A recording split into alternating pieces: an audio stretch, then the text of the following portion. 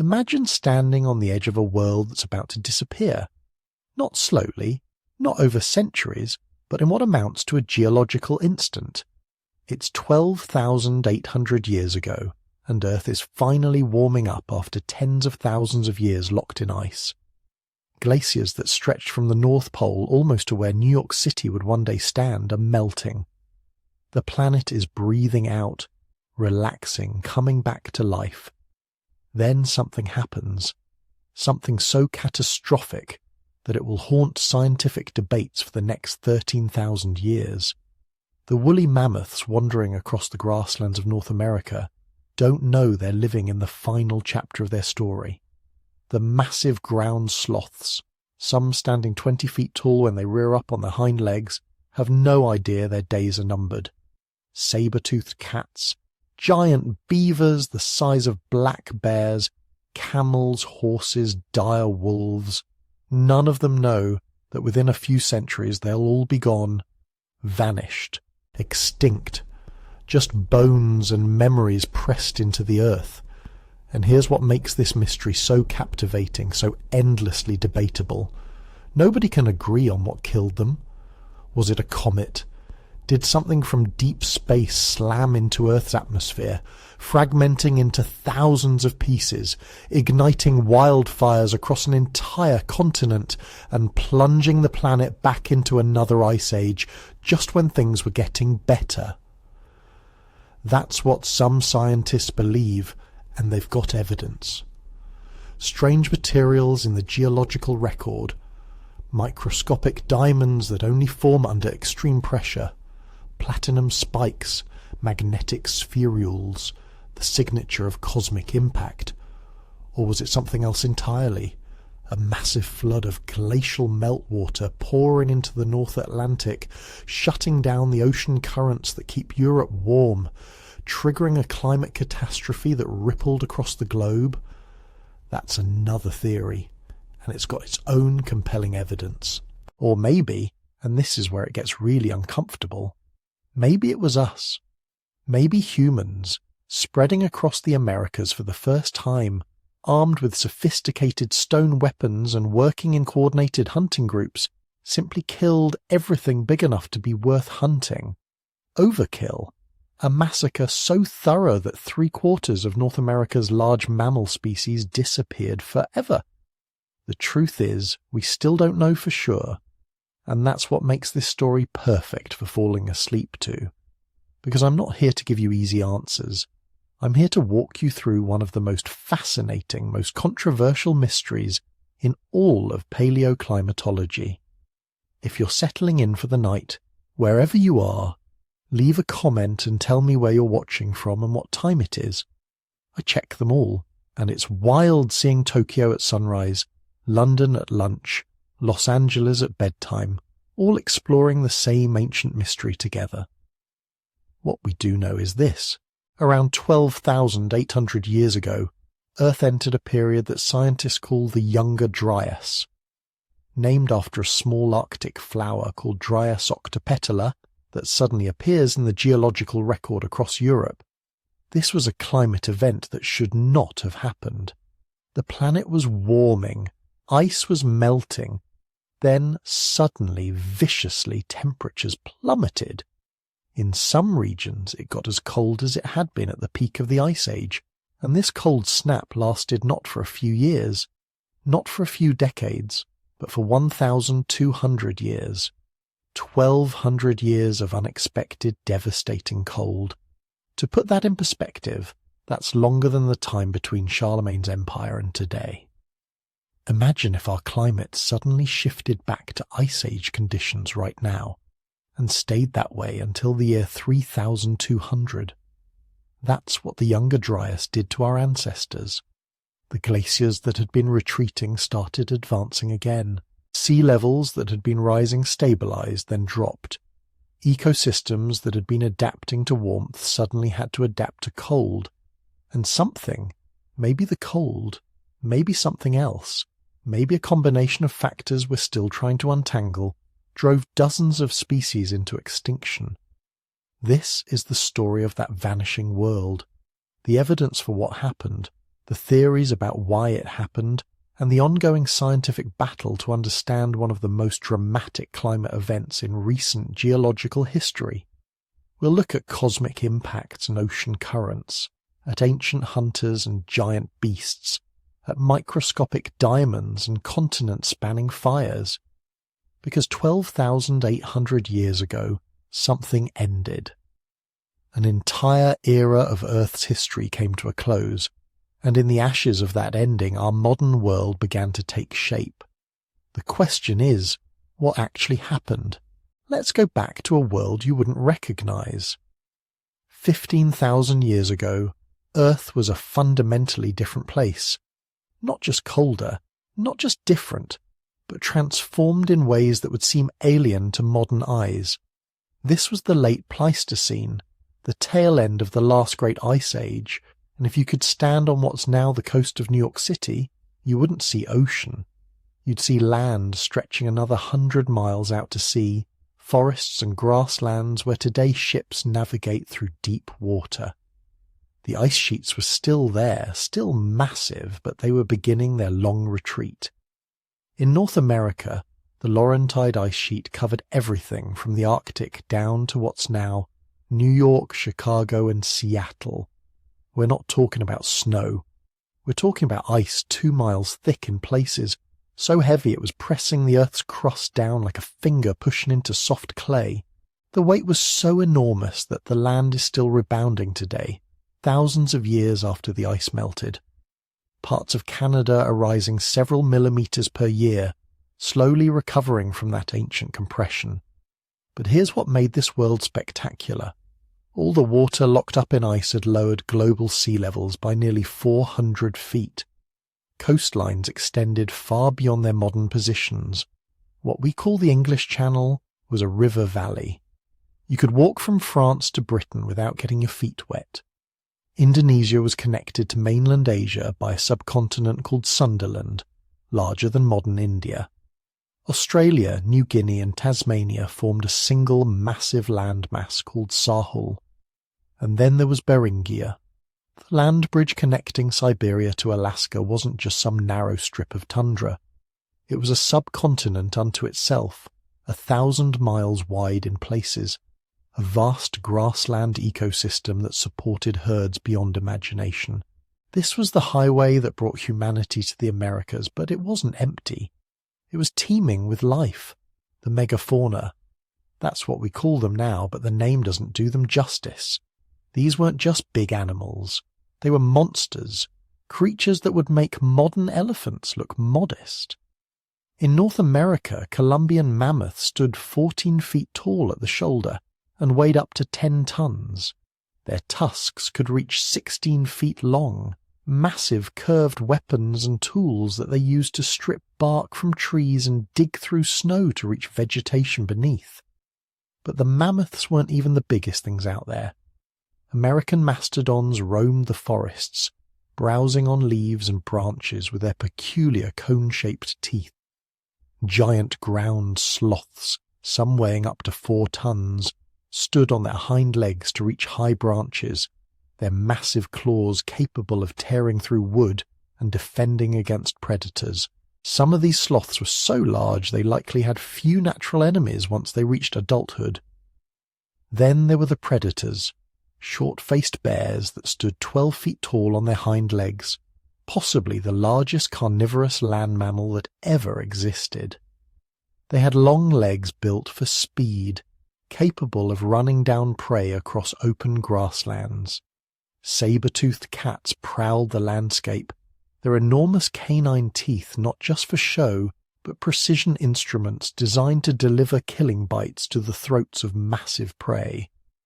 Dire wolves hunted in packs, larger and more robust than modern wolves, with bone-crushing jaws that could snap the leg bones of bison and horses. American lions, a quarter larger than modern African lions, ranged across the continent. Giant beavers the size of black bears built dams in rivers and lakes.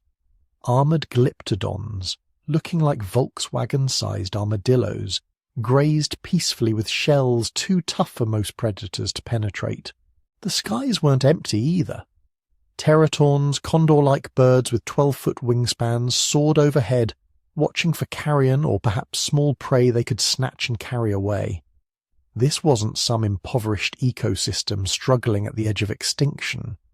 This was abundance. The grasslands and parklands at the edge of the ice sheets were incredibly productive, nourished by mineral-rich meltwater and supporting plant growth that could feed massive populations of herbivores. The cold climate actually helped. Less evaporation meant more available water.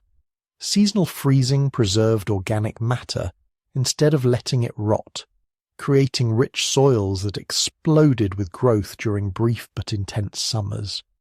Europe had its own megafauna assemblage. Woolly mammoths smaller than their American cousins, but perfectly adapted to the extreme cold with their thick coats and small ears. Cave bears that weighed up to a ton and competed with humans for shelter in limestone caverns. Woolly rhinoceros with 2 horns and dense fur built like living tanks. Giant elk with antlers spanning 12 feet. The largest antlers ever evolved.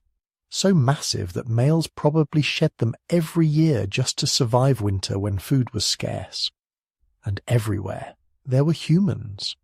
Not many, not yet, but they were there. And they were getting better at being human with each passing generation. In North America they were called the Clovis people, named after distinctive spear points first discovered near Clovis, New Mexico. But they weren't just one tribe or one group. The name represents technological tradition, a way of making tools that spread across the continent with remarkable speed. Clovis points are works of art, carefully crafted from high-quality stone using techniques that modern flint knappers struggle to replicate. These weren't crude stone chips. They were precision instruments, symmetrical, aerodynamic, with fluted channels running up both faces that allowed them to be hafted securely to spear shafts. The Clovis people were sophisticated hunters. They understood animal behavior, migration patterns, seasonal movements. They knew how to work cooperatively, how to coordinate group hunts that could bring down animals 10 times their size. Archaeological sites show mammoth kills where multiple animals were taken at once, butchered systematically, with every useful part carried away or processed on site. These weren't desperate scavengers. These were confident, competent people at the top of their game. They had fire, and they knew how to use it. Not just for warmth and cooking, but as a tool for landscape management, for driving game, for creating the kind of open grasslands that supported the megafauna herds. They made sophisticated clothing from animal hides, sewn with bone needles using sinew thread. They created tools from bone, antler, and ivory, when stone wouldn't do the job. They transported high-quality stone across hundreds of miles, indicating trade networks or seasonal movements over vast territories, and the world was warming. This is crucial. Around 15,000 years ago, Earth's climate began one of its periodic shifts from glacial to interglacial conditions. The massive ice sheets that had covered the northern continents were melting. Not quickly by human standards, but inexorably, year by year, century by century. Summers were getting slightly longer, winters slightly milder. Grasslands were expanding as the climate became less harsh.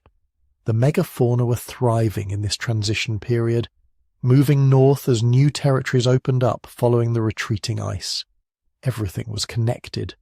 The mammoths browsed on grasslands and spread seeds in their dung, helping vegetation colonize newly ice-free ground. Their feeding created open meadows that supported bison, horses, and camels. The predators followed the herds, maintaining population balances, preventing any single species from dominating. Humans hunted carefully, taking what they needed but not destroying the resource base they depended on. Scavengers cleaned up the remains, recycling nutrients back into the ecosystem. It was a web of relationships refined over tens of thousands of years, and it should have continued. Based on Earth's orbital cycles and previous interglacial periods, the warming should have proceeded smoothly for thousands of years. The ice should have gradually retreated, sea levels should have slowly risen, ecosystems should have shifted northward at a pace that allowed species to adapt. Humans should have continued their expansion, their populations growing gradually as their territories expanded with the warming climate. That's what should have happened. That's what the pattern of previous ice ages suggested would happen. But right at the moment when everything seemed poised for a smooth transition into a warmer world, something went catastrophically wrong. The warming stopped, then it reversed, and when it was over, 2/3 of the megafauna species in North America would be gone forever. Picture yourself standing on a grassy plain in what will one day be called France. It's 13,000 years ago, and the world has been warming for thousands of years. The massive ice sheets that once covered half of Europe are finally retreating.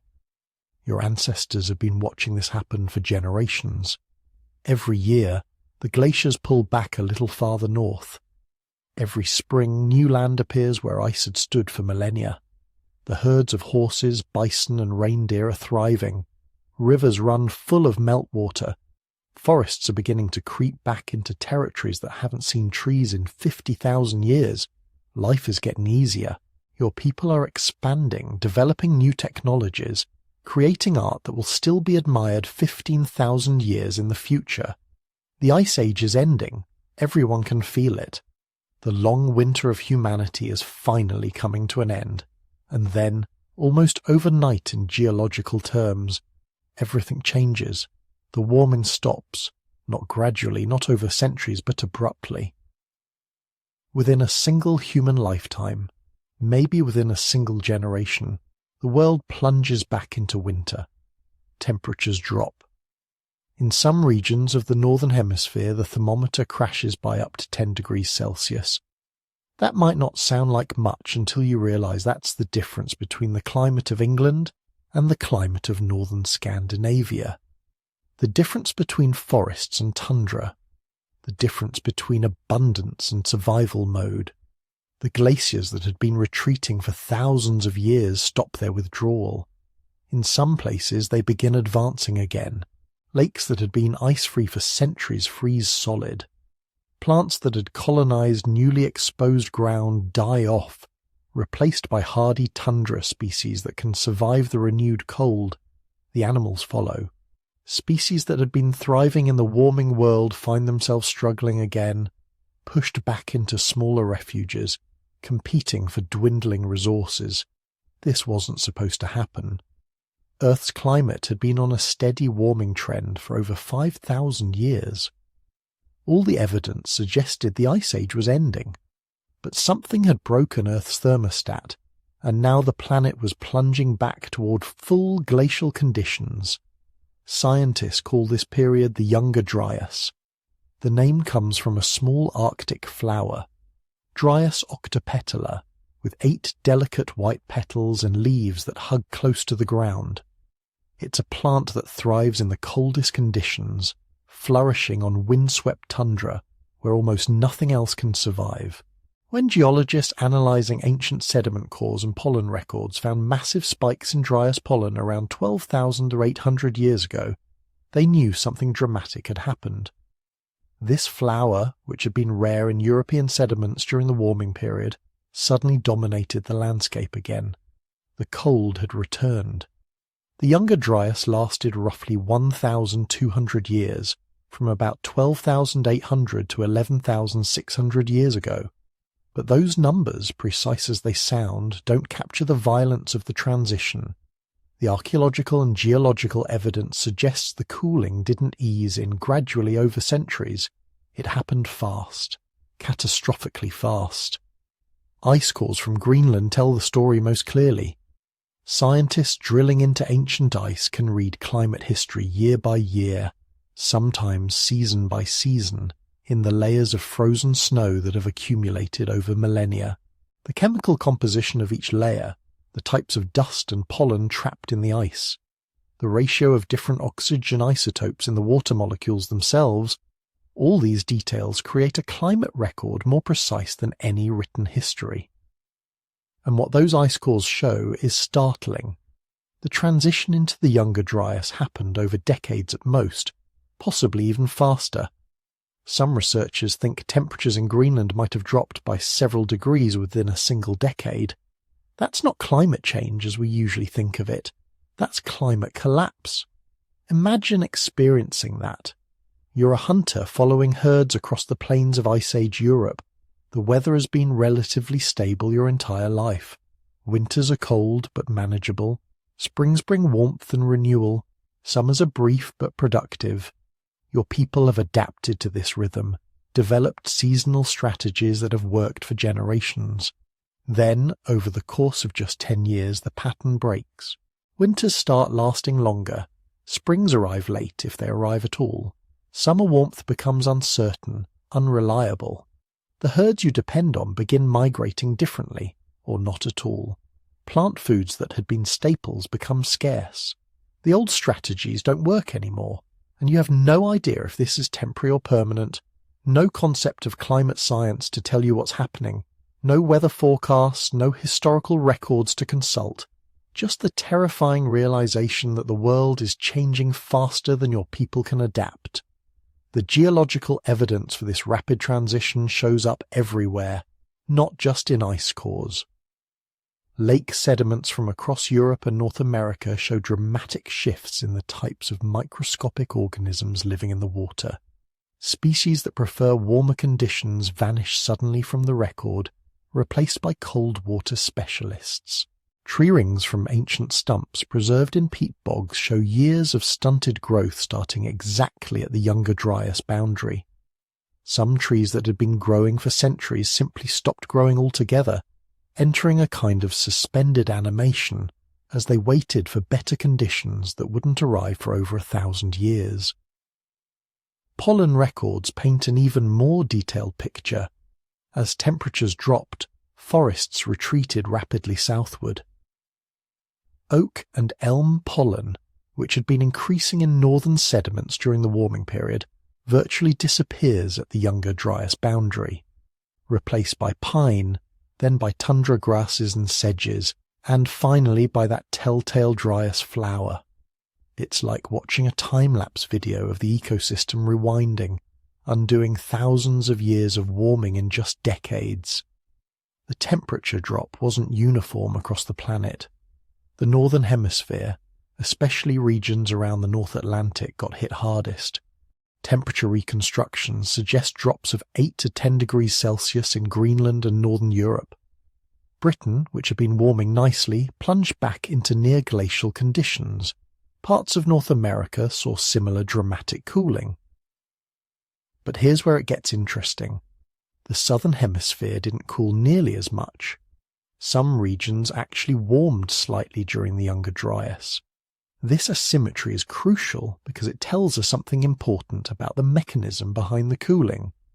Whatever caused the Younger Dryas, it wasn't a global phenomenon like a drop in solar radiation or a massive volcanic eruption putting dust into the upper atmosphere. Those would have affected both hemispheres roughly equally. No, this was something that specifically disrupted the climate of the northern hemisphere, something that could explain why temperatures around the North Atlantic crashed, while the rest of the world remained relatively stable. The puzzle deepened when scientists realized just how abrupt the end of the Younger Dryas was. The ice cores show that the warming that finally ended this cold snap was even more dramatic than the cooling that began it. In some locations, temperatures might have risen by 10 degrees Celsius or more within just a few years, perhaps within months in some regions. Think about that for a moment. The entire 1,200-year cold period was bookended by two catastrophic climate transitions. First, a plunge into cold that happened within decades. Then, over a millennium later, a surge back to warming that happened even faster. Earth's climate was behaving less like a gradually adjusting thermostat and more like a light switch being flicked on and off. These aren't the timescales climatologists expect for natural climate variation. Ice ages are supposed to come and go over tens of thousands of years, driven by slow changes in Earth's orbit and the wobble of its rotational axis. Even shorter climate fluctuations typically take centuries to develop. But the Younger Dryas developed in decades and ended in years. Something had triggered a rapid, catastrophic change in the way Earth's climate system operates. Some kind of threshold had been crossed, flipping the system from one state to another almost instantaneously on geological timescales.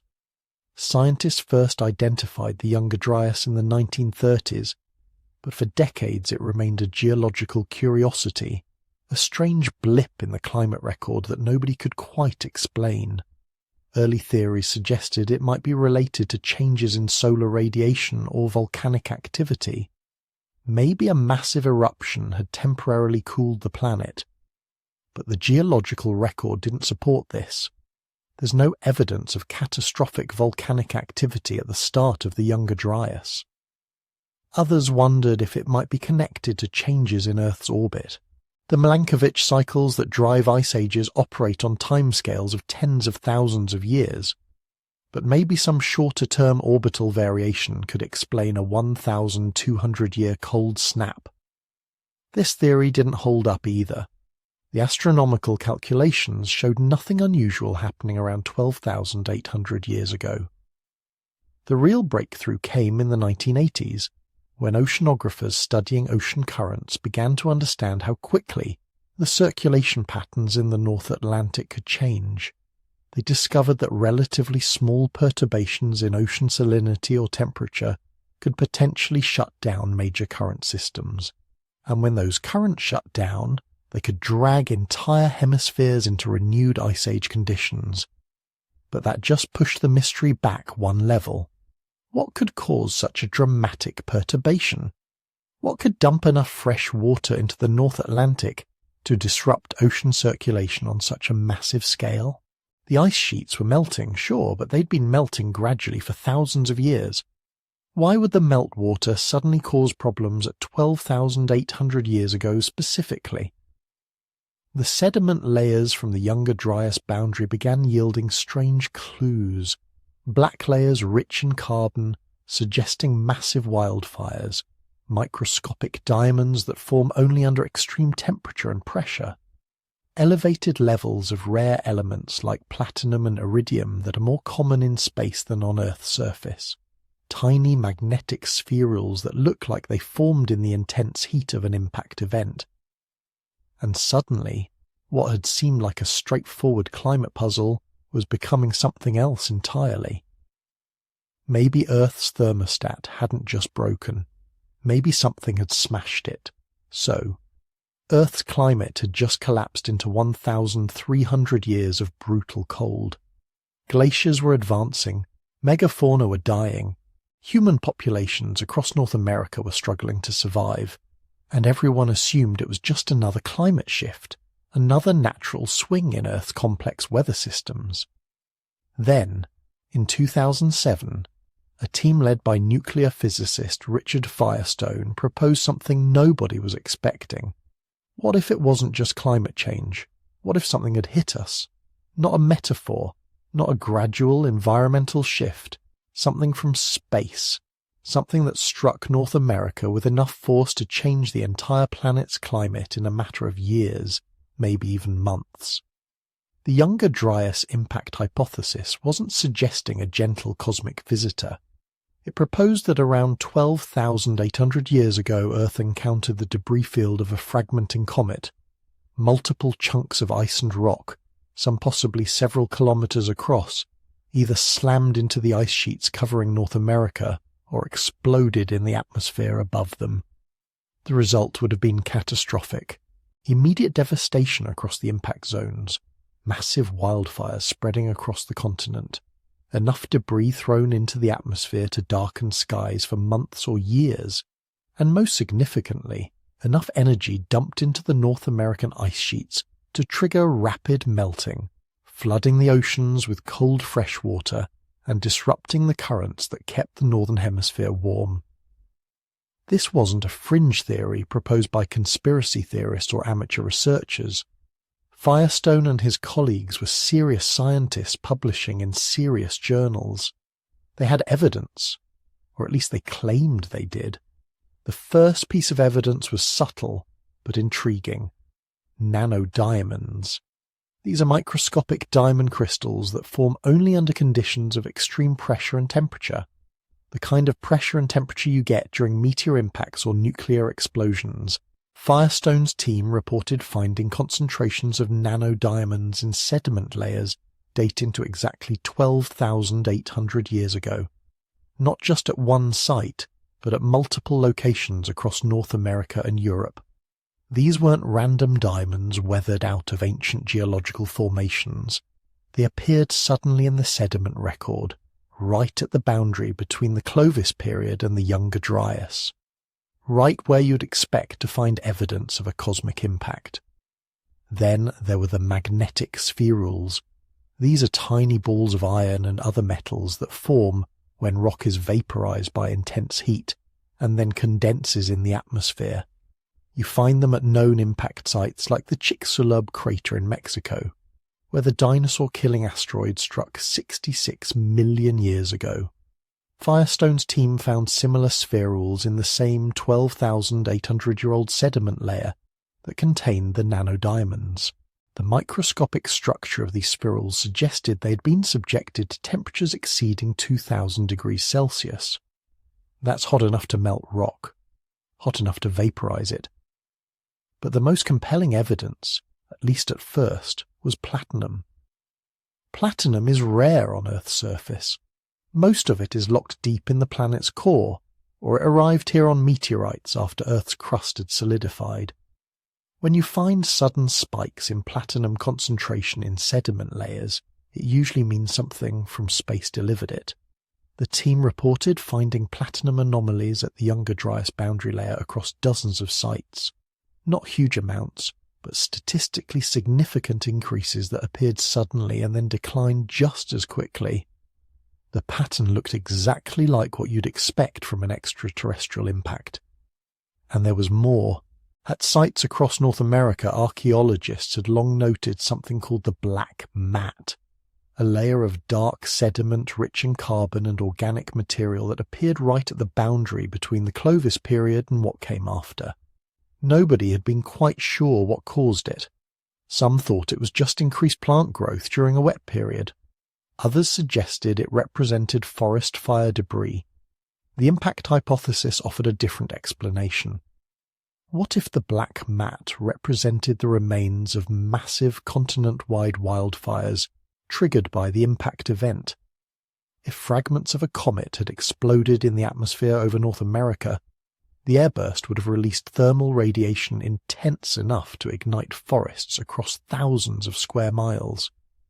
The resulting firestorm would have burned across the continent for weeks or months, consuming everything combustible. The ash and charcoal from these fires would have settled into a distinct layer, creating exactly the kind of black mat observed in the archaeological record. The scenario they proposed was apocalyptic. Picture this. It's a normal day 12,800 years ago. Clovis hunters are tracking mammoth herds across the Great Plains. Families are gathering around fires in temporary camps. Children are learning to knap stone tools from their elders. Then, without warning, the sky lights up. Multiple fireballs, each one brighter than 1,000 suns, streak across the heavens. Some impact directly on the massive ice sheets covering Canada. Others explode in the atmosphere, releasing energy equivalent to thousands of nuclear weapons. The thermal pulse ignites everything it touches. Forests burst into flame from horizon to horizon. Animals caught in the open are incinerated instantly. Those in sheltered valleys might survive the initial blast only to suffocate in the smoke and heat that follows. The ice sheets absorb devastating amounts of energy. Within hours, meltwater is cascading off the glaciers in unprecedented volumes. Within days, massive floods are roaring south, carving new channels and drowning river valleys. Within weeks, enough cold fresh water has poured into the North Atlantic to disrupt ocean currents, shutting down the heat conveyor belt that keeps Europe and eastern North America warm. And the humans, the Clovis people who'd been thriving just moments before, those near the impact zones are simply gone, vaporized or buried under megatons of debris. Those farther away face a rapidly collapsing world. The megafauna they depended on are dying from the fires, the climate shift and the sudden loss of food plants. Their sophisticated hunting culture, so perfectly adapted to late Ice Age conditions, becomes useless in a matter of years. The hypothesis offered an explanation for one of the most puzzling archaeological mysteries in North American prehistory. Why did Clovis culture disappear so suddenly? Why do we stop finding their distinctive spear points right at the Younger Dryas boundary? Traditional explanations suggested gradual cultural evolution or climate adaptation, but the archaeological record didn't show gradual change. It showed abrupt disappearance followed by a long gap, and then the emergence of different tool traditions. An impact event could explain this. If the catastrophe killed a significant percentage of the North American population and scattered the survivors, you'd expect to see exactly what the archaeology shows. Sudden disappearance of the old culture, followed by a period of reduced population and technological simplification, and then eventually the emergence of new traditions among the descendants of survivors. The scale of the proposed event was staggering. The researchers suggested the impacting object or objects might have delivered energy equivalent to millions of megatons of TNT. For comparison, the largest nuclear weapon ever tested, the Soviet Tsar bomber, released about 50 megatons. The asteroid that killed the dinosaurs released energy equivalent to about 100 million megatons. The Younger Dryas impactor would have fallen somewhere between these extremes. Not large enough to cause a mass extinction, but more than sufficient to devastate a continent and trigger global climate change. But here's where the hypothesis gets even more interesting. Some versions suggested the impact might not have been a single massive strike, but rather multiple smaller impacts or airbursts scattered across North America and possibly Europe and Asia. This would explain why researchers couldn't find a single giant crater matching the proposed date. The comet might have been fragmenting as it approached Earth, breaking up into dozens or hundreds of pieces that struck across a wide area. This scenario actually has precedent. In 1994, astronomers watched as Comet Shoemaker-Levy 9 broke into more than 20 fragments before striking Jupiter. The impacts created visible scars in Jupiter's atmosphere larger than Earth. If a similar fragmented comet had struck our planet, each fragment would have caused its own localized catastrophe, but the combined effect would have been devastating. The airburst scenario was particularly appealing because it solves several problems. Airbursts don't leave impact craters, which would explain why researchers haven't found a smoking gun crater dating to the Younger Dryas boundary. But they do generate massive thermal radiation, shock waves, and can scatter exotic materials across wide areas, all of which match the reported evidence. The most famous recent airburst occurred in 1908 in Tunguska, Siberia. Something, probably a small asteroid or comet fragment, exploded about 5 to 10 kilometers above the ground. The explosion released energy equivalent to 10 to 15 megatons of TNT. It flattened 2,000 square kilometers of forest. Trees were knocked down in radial patterns extending 20 kilometers from the blast center. If you'd been standing directly under that explosion, you would have been incinerated. But it left no crater, just a zone of destruction and scattered debris. Now imagine not one Tunguska event, but dozens, maybe hundreds, scattered across North America, some exploding over the ice sheets, others over forests, a few possibly striking the ground in regions that were then under ice or ocean. The combined effect would have been exactly what the impact hypothesis proposed: widespread fires, rapid climate shift, population collapse, and a boundary layer full of exotic materials marking the moment everything changed. For the Clovis people, If this scenario is correct, it would have been the end of their world. Not slow, not gradual, not something they could adapt to over generations. Just sudden, complete catastrophe. One day they're the most successful culture in the Americas. The next day their world is burning. But was any of this actually true? Did a comet really fragment over North America 12,800 years ago? The hypothesis was compelling, dramatic, and seemed to explain multiple mysteries at once. But extraordinary claims require extraordinary evidence, and almost immediately other scientists began asking uncomfortable questions about the evidence Firestone's team had presented. The debate that followed would become one of the most contentious in recent archaeological and geological history. So, you're standing in a laboratory in 2007. A researcher named Alan West is examining sediment samples from an archaeological site in Arizona. Nothing particularly unusual about that. Archaeologists examine dirt all the time. It's basically their job description.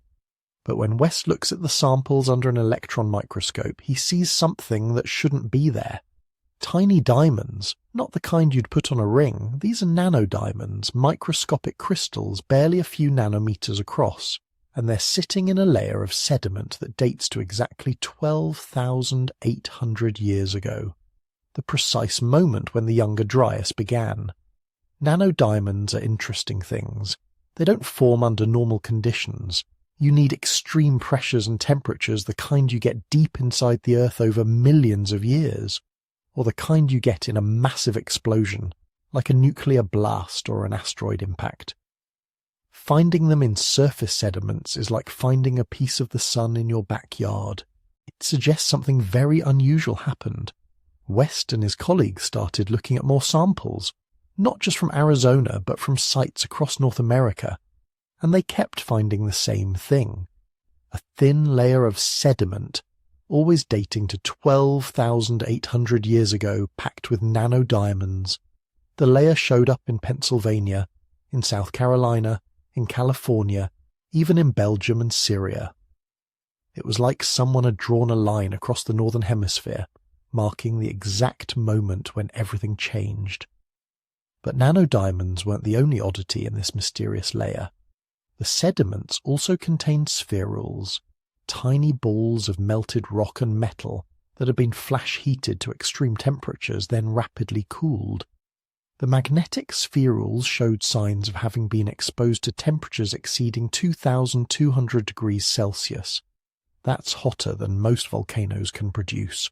The kind of heat you'd associate with an impact event, when a cosmic object slams into Earth at tens of thousands of miles per hour, converting all its kinetic energy into thermal energy in a fraction of a second. Then there was the carbon. The sediment layer contained massive amounts of microscopic charcoal particles and carbon spherules, evidence of widespread burning. Not just local fires, but conflagrations that seem to have swept across entire continents. When researchers analysed the carbon particles, they found they came from a variety of plant species, all burned simultaneously. This wasn't natural wildfire progression, where fires spread gradually from one ecosystem to another. This looked like something had ignited vast areas all at once. The really compelling evidence came from Greenland. In 2013, a team of scientists analysing ice cores from the Greenland ice sheet found something remarkable. At the depth corresponding to 12,800 years ago, platinum concentrations suddenly spiked. Not just a little increase, but a dramatic spike, platinum levels jumping to 3 times normal background levels. The spike appeared in multiple ice cores from different locations, ruling out contamination or local anomalies. Platinum is rare on Earth's surface. Most of it is locked away in the planet's core, having sunk there billions of years ago when the Earth was still molten. But platinum is relatively common in asteroids and comets. When these objects strike Earth, they deliver a sudden dose of platinum and related elements like iridium to the surface. It's the same signature scientists used to identify the asteroid impact that killed the dinosaurs 66 million years ago. Finding a platinum spike at exactly the moment the Younger Dryas began seemed like smoking gun evidence for an impact. The Greenland cores revealed something else too. Above the platinum spike, the ice showed evidence of abrupt cooling. Within just a few years, temperatures in Greenland had dropped by 15 degrees Celsius. The ice went from showing signs of relatively mild conditions to indicating full glacial cold. The timing was perfect. First the platinum spike, then the temperature drop, exactly as you'd expect if an impact had triggered the climate crisis. But the most dramatic discovery was still to come. In 2018, researchers announced they'd found a massive impact crater buried beneath the Hiawatha Glacier in northwest Greenland. The crater is 31 kilometers across, big enough to have been created by an iron asteroid roughly a kilometer in diameter. When the team examined ice samples from near the crater, they found impact debris, melted rock that had been blasted into the ice by the force of the collision. Initial dating suggested the crater might be exactly the right age, 12,800 years old, the same age as the nanodiamonds, the spherules, the platinum spike, and the beginning of the Younger Dryas. Imagine what that impact would have looked like. An asteroid, maybe a kilometer across, maybe a fragment of a larger comet that had broken up as it approached Earth, screaming through the atmosphere at 20 kilometers per second. The air in front of it would have compressed so violently it turned to plasma, creating a fireball that lit up the sky brighter than the sun. People hundreds of miles away would have seen it, a second sun rising in the north, growing brighter by the second, then the impact. The asteroid would have punched through the ice sheet like it wasn't there, vaporizing hundreds of cubic kilometers of ice in an instant. The energy release would have been equivalent to billions of tons of TNT, enough to create an earthquake that could be felt across the entire continent. The shock wave would have flattened forests for hundreds of miles in every direction.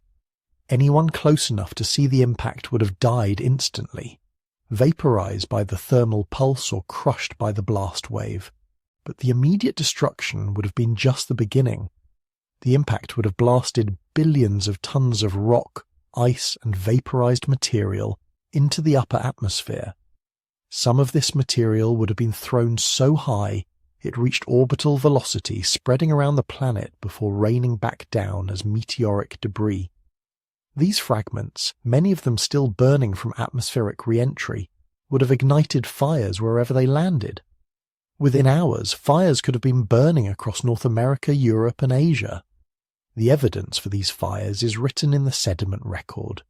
That charcoal-rich layer at 12,800 years ago contained something called carbonaceous spherules, tiny balls of carbon that form when organic material is flash-heated to extreme temperatures.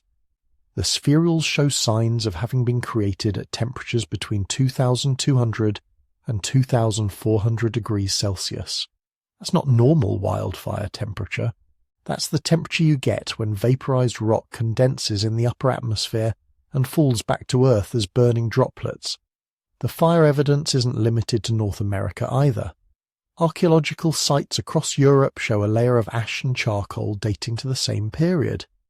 In Syria, a site called Abu Huraira shows clear evidence of massive burning at exactly 12,800 years ago. The site contains melt glass, silica, that had been heated so intensely it melted and fused together, creating glass-like structures embedded in building materials. The temperatures required to create this melt glass exceed 1,700 degrees Celsius. Something extraordinary had happened here. The geographic spread of the evidence is what makes it so compelling. We're not talking about isolated anomalies. We're talking about a layer of unusual materials that appears across multiple continents, always at the same time, always showing the same characteristics. Nanodiamonds in North America, Europe, and the Middle East. Platinum spikes in Greenland ice cores. magnetic spherules from Arizona to Belgium, evidence of massive fires from California to Syria. It's like finding the same fingerprint at crime scenes spread across half the planet. Some researchers have argued the impact might not have been a single asteroid but a shower of fragments from a disintegrating comet. Comets are fragile things, loosely bound collections of ice and rock held together by gravity. When they get close to the sun or pass near a large planet, tidal forces can tear them apart, creating swarms of fragments that follow similar orbits. If Earth passed through such a swarm 12,800 years ago, we could have experienced multiple impacts over a period of hours or days.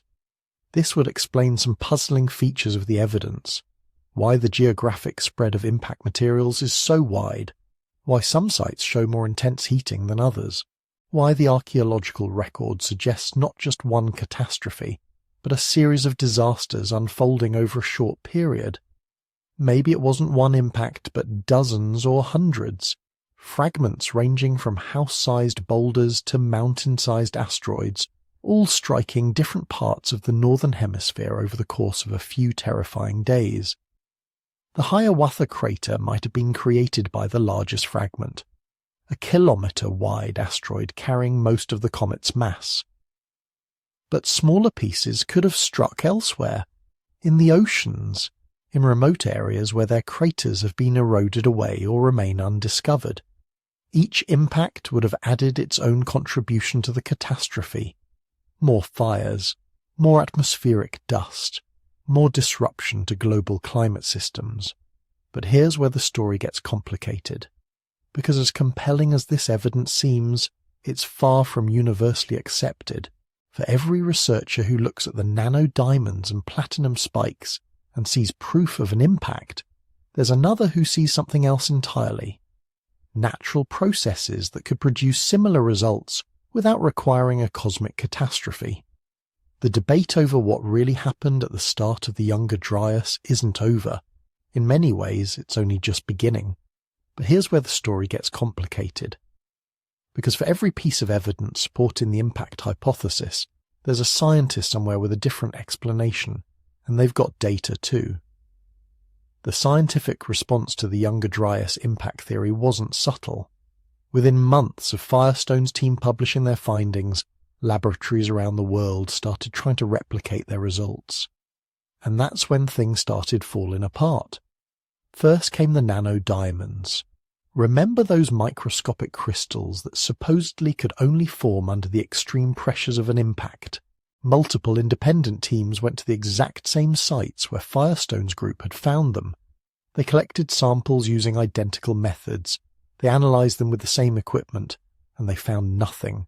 No nanodiamonds, no impact spherules, no evidence whatsoever of cosmic catastrophe. At first, this might have been dismissed as a sampling problem. Maybe Firestone's team just got lucky and found the only spots where the evidence survived. But then more teams failed to replicate the findings. Then more.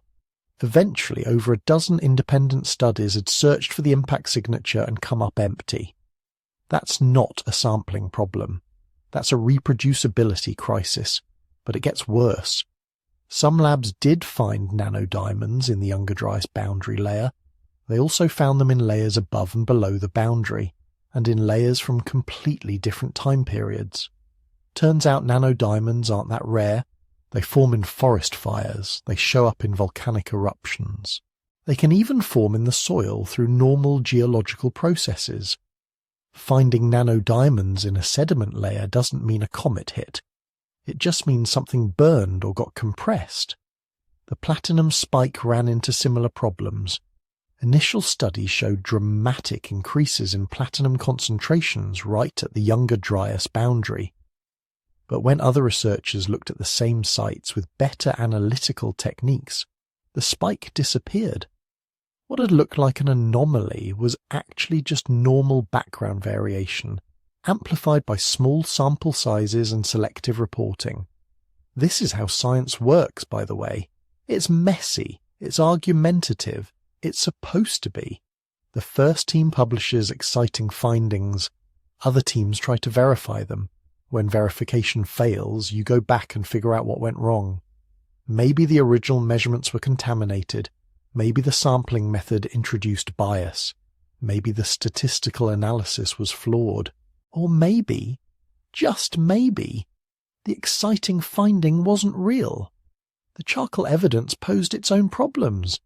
Yes, there's widespread evidence of burning across North America at the start of the Younger Dryas, but there's also evidence of burning in dozens of other periods throughout the last 100,000 years. Climate changes cause fires. Droughts cause fires. Lightning causes fires. Humans cause fires. Finding evidence of widespread burning doesn't tell you what caused the burning. Several research teams pointed out something crucial. The peak in charcoal deposits doesn't actually align precisely with the Younger Dryas boundary. In many locations, the increase in burning starts hundreds of years before the cooling begins. In others, it continues for thousands of years after. If a comet impact caused the fires, you'd expect synchronicity.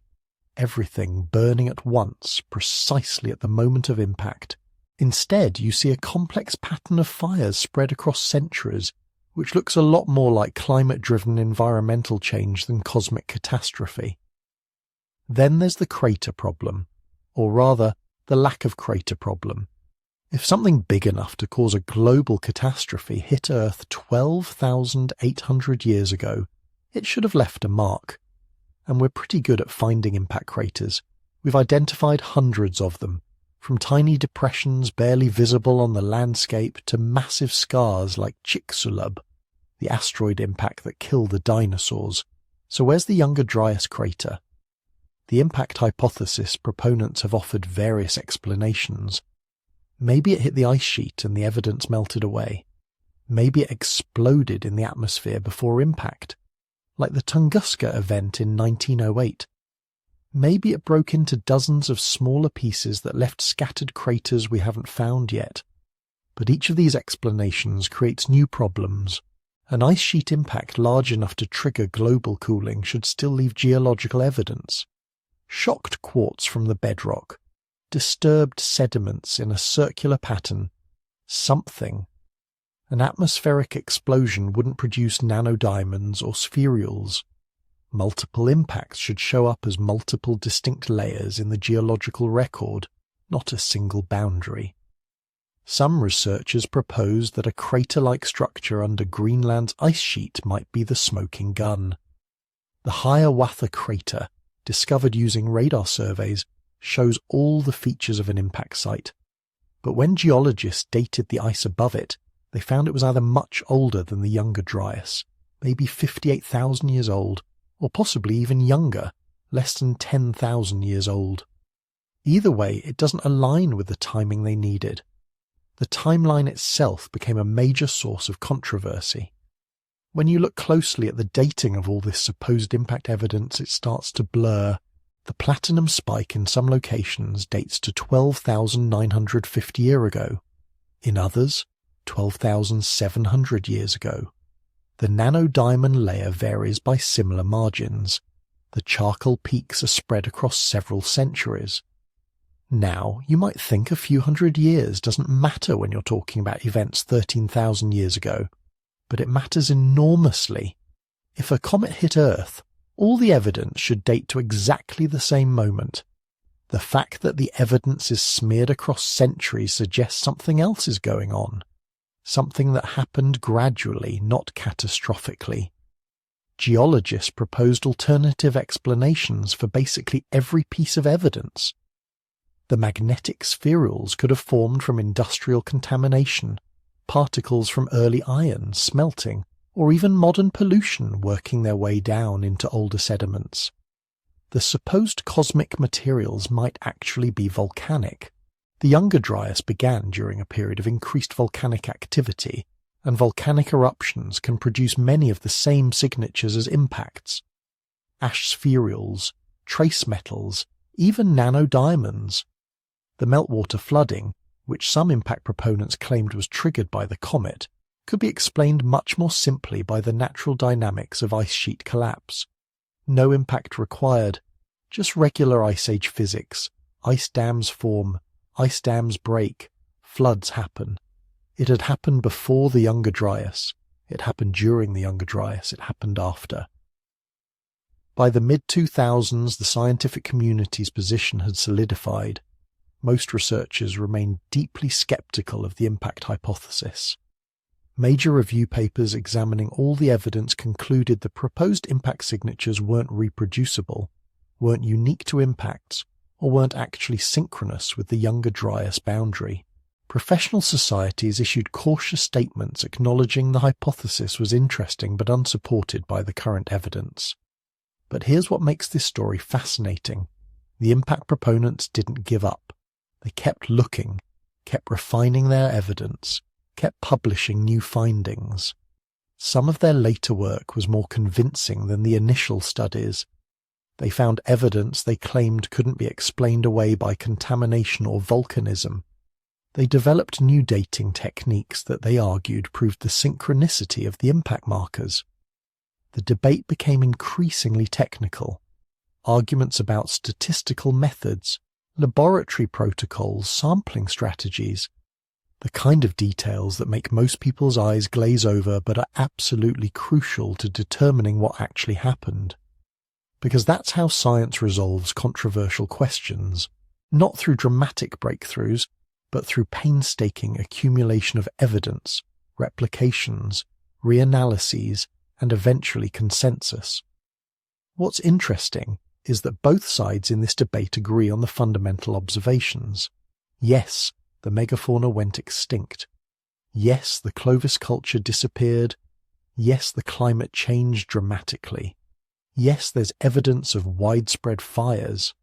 The disagreement isn't about whether these things happened. It's about why they happened and whether a single catastrophic event can explain them all. The critics argue that invoking a comet impact is unnecessary. The climate change alone, driven by changes in ocean circulation, can explain the extinctions and cultural disruptions. The fires can be explained by climate-driven droughts. The unusual minerals can be explained by volcanism or contamination. You don't need a cosmic catastrophe when terrestrial processes work just fine. This principle, that simpler explanations should be preferred when they fit the evidence equally well, goes back to the medieval philosopher William of Ockham. Scientists call it Occam's razor. Don't multiply causes beyond necessity.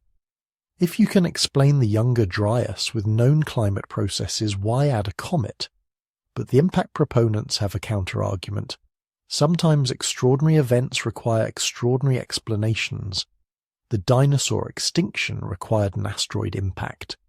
Scientists initially resisted that idea too, proposing volcanism, climate change, disease.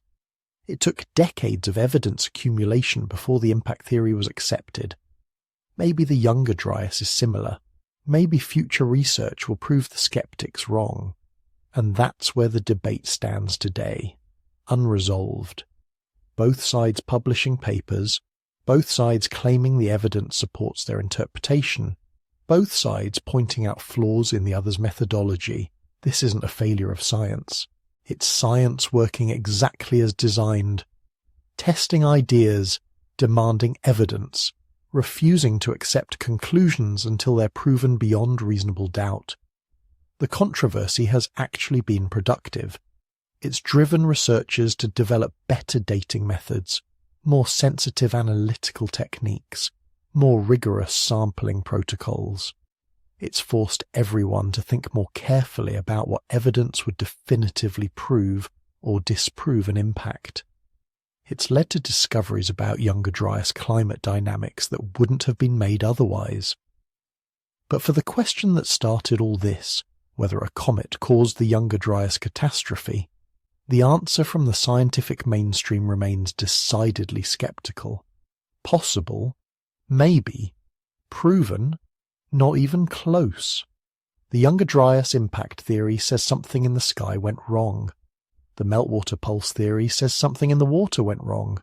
Same cold snap, same mysterious climate crash. But instead of fire raining from above, this version of the story begins in silence, deep inside a wall of ice. Picture North America at the end of the last ice age.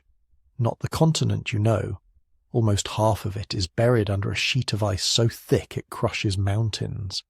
The Laurentide ice sheet, a frozen shield stretching from the Arctic down into what is now the northern United States. To the west, another wall of ice, the Cordilleran ice sheet, clings to the spine of the Rockies. Between and beneath these frozen giants, the melt has already begun. Summer sun chews at the ice margins. Glaciers creak and groan.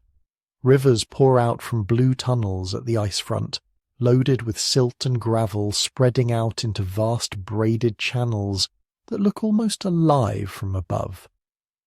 But not all that meltwater escapes to the sea. Some of it pools.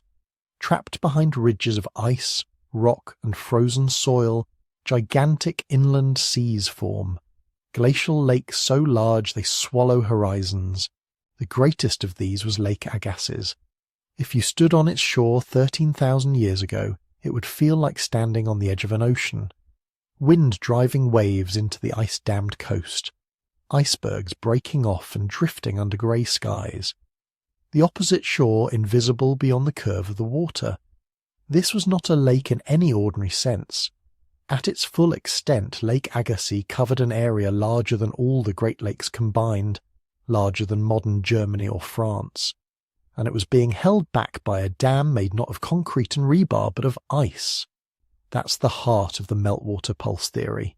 You don't need a comet if you already have a loaded gun sitting in the middle of a warming world. As the climate warmed at the end of the last glacial maximum, these giant lakes grew. The ice dams that held them back were never stable. They were more like temporary scars on a wounded landscape. Crevassed, fractured, constantly melting at the edges. But for thousands of years they held. Then, according to this hypothesis, they didn't. Imagine what happens when a dam fails. You don't get a gentle overflow. You get sudden, violent release. A wall of water racing downslope at highway speeds, ripping up forests, boulders, soil, anything in its way. Now scale that up from a reservoir to an inland sea thousands of kilometres across. When people talk about Lake Agassiz draining, the word is far too calm. We're talking about a catastrophic flood event, or more likely a series of them, as the lake found new outlets and new paths to the ocean. These are the famous meltwater pulses, sudden injections of fresh water into the world's oceans. For the Younger Dryas, the critical part of the story is where that fresh water went. Most versions of the meltwater pulse theory focus on a catastrophic outburst of Lake Agassiz into the North Atlantic. The idea is simple but powerful. You take an entire continent's worth of fresh water, release it rapidly into the ocean, and you change how that ocean works. To see why, you have to understand that the Atlantic isn't just a big puddle, it's a machine. On the surface, warm salty water flows northward, carried by currents like the Gulf Stream. As that water moves toward higher latitudes, it cools. Cold water is denser, salty water is denser. Put those together, and in the right places the surface water becomes heavy enough to sink. That sinking drives what scientists call the Atlantic Meridional Overturning Circulation, or AMOC. You can think of it as a conveyor belt that moves heat around the planet. Warm water flows north at the surface, gives up its heat to the atmosphere, helping keep places like Western Europe far milder than their latitude would suggest. Then, cooled and dense, it sinks into the deep ocean and flows back south as a slow, cold undercurrent. This isn't a small local current. It's part of a planetary system often called the global conveyor belt. It helps regulate climate across hemispheres. Change it, and you change everything. Now imagine what happens if you dump a huge volume of cold, fresh water right where that conveyor belt is supposed to sink. Fresh water is less dense than salty water, less eager to sink. Pour enough of it into the North Atlantic and the surface layer becomes lighter, more buoyant. The dense, salty water that used to plunge downward suddenly struggles to do so. the engine that drives the overturning circulation stalls, or at least sputters badly. This is the key move in the meltwater pulse theory. No impact, no comet, just physics. Ice sheets melt, lakes fill, dams fail, freshwater floods into the Atlantic, amok weakens, and the climate snaps back to glacial conditions over large parts of the northern hemisphere. In this story, the Younger Dryas isn't an alien intrusion from space. It's a feedback loop in Earth's own climate system, a kind of cold whiplash triggered by the way oceans respond to sudden freshwater loads. There's evidence that something like this can happen. In Greenland's ice, trapped air bubbles and layered snowfall record past climates in exquisite detail.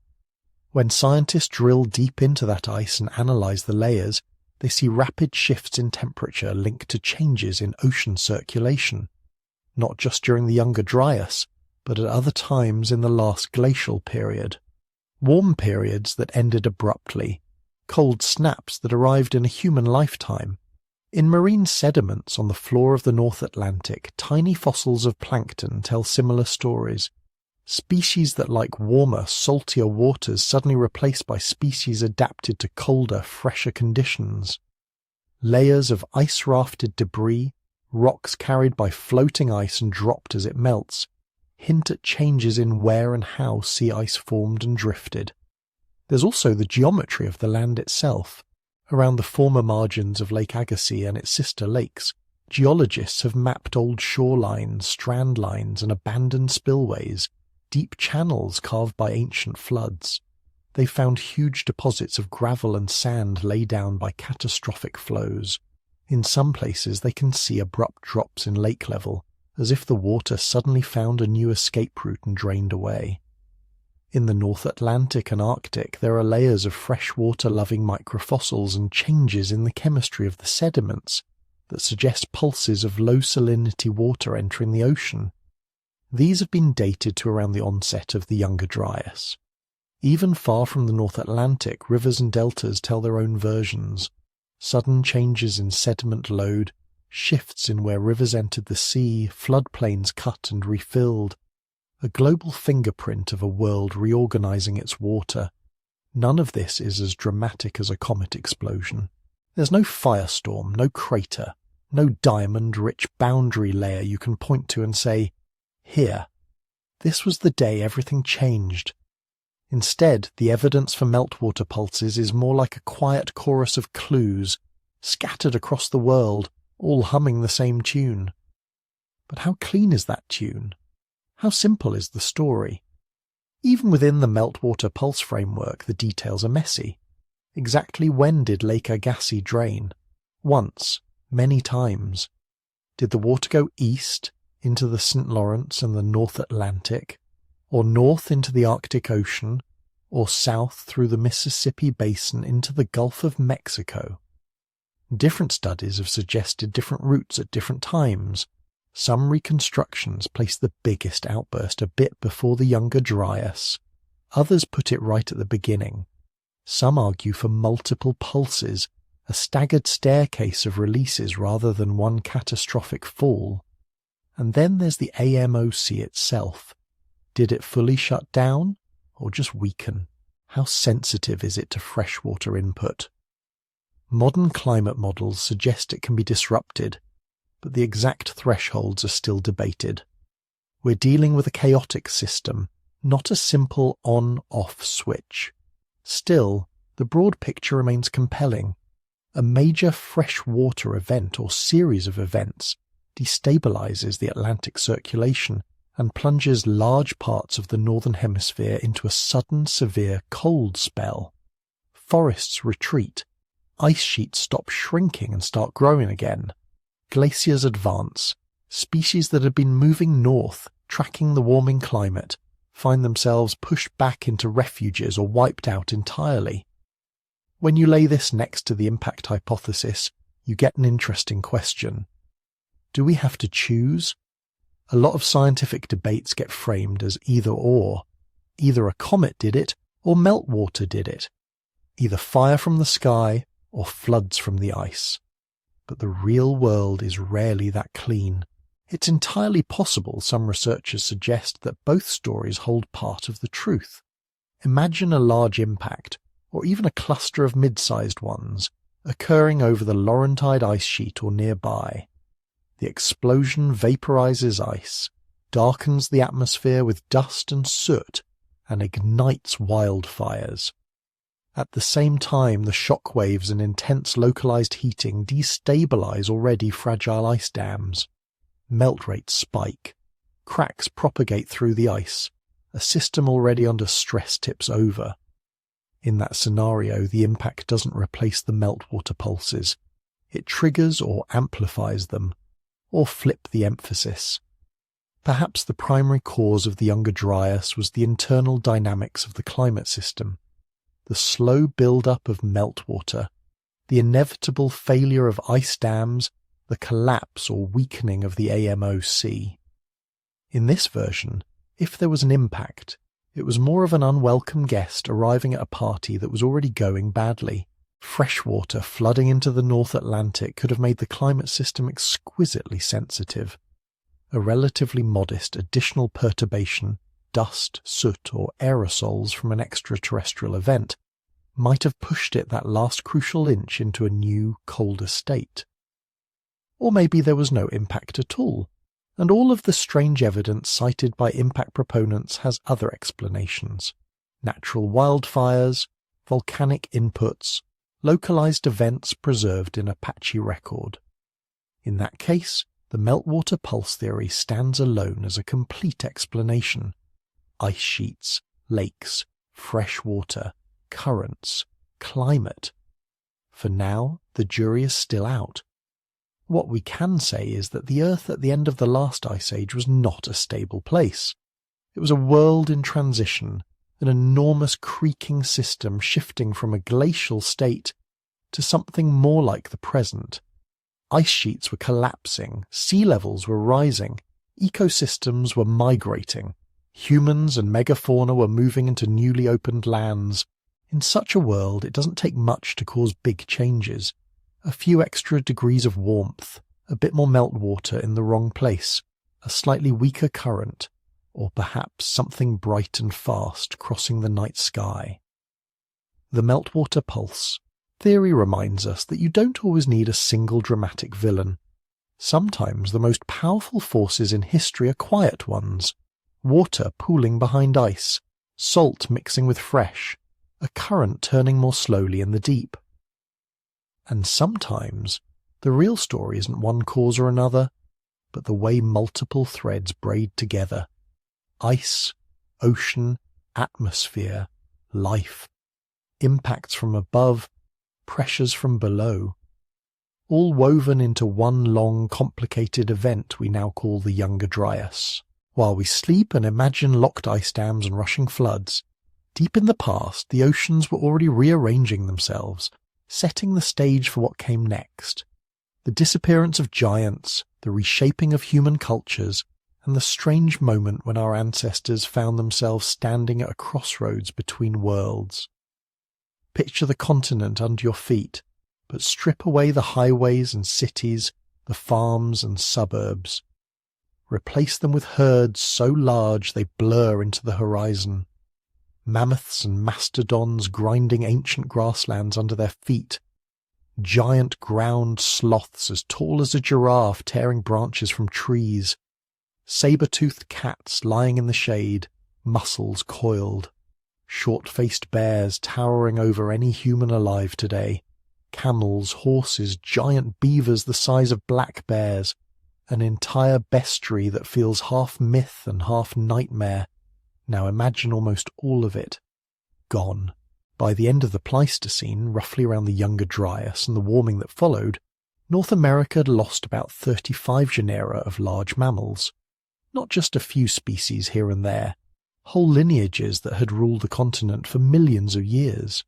Mammoths, mastodons, North American camels, native horses, giant sloths, glyptodons with armoured shells, the massive American lion, the terrifying short-faced bear, the dire wolf. One by one, they vanish from the fossil record. If you walked across the continent a few thousand years before this collapse, you'd have needed to watch every horizon, every thicket, listening for the rumble of herds or the low growl of predators. Walk that same path a few thousand years after, and the world would feel strangely empty.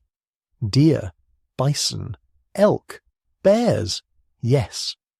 But the true giants, the ancient monarchs of the Ice Age, were gone. Why?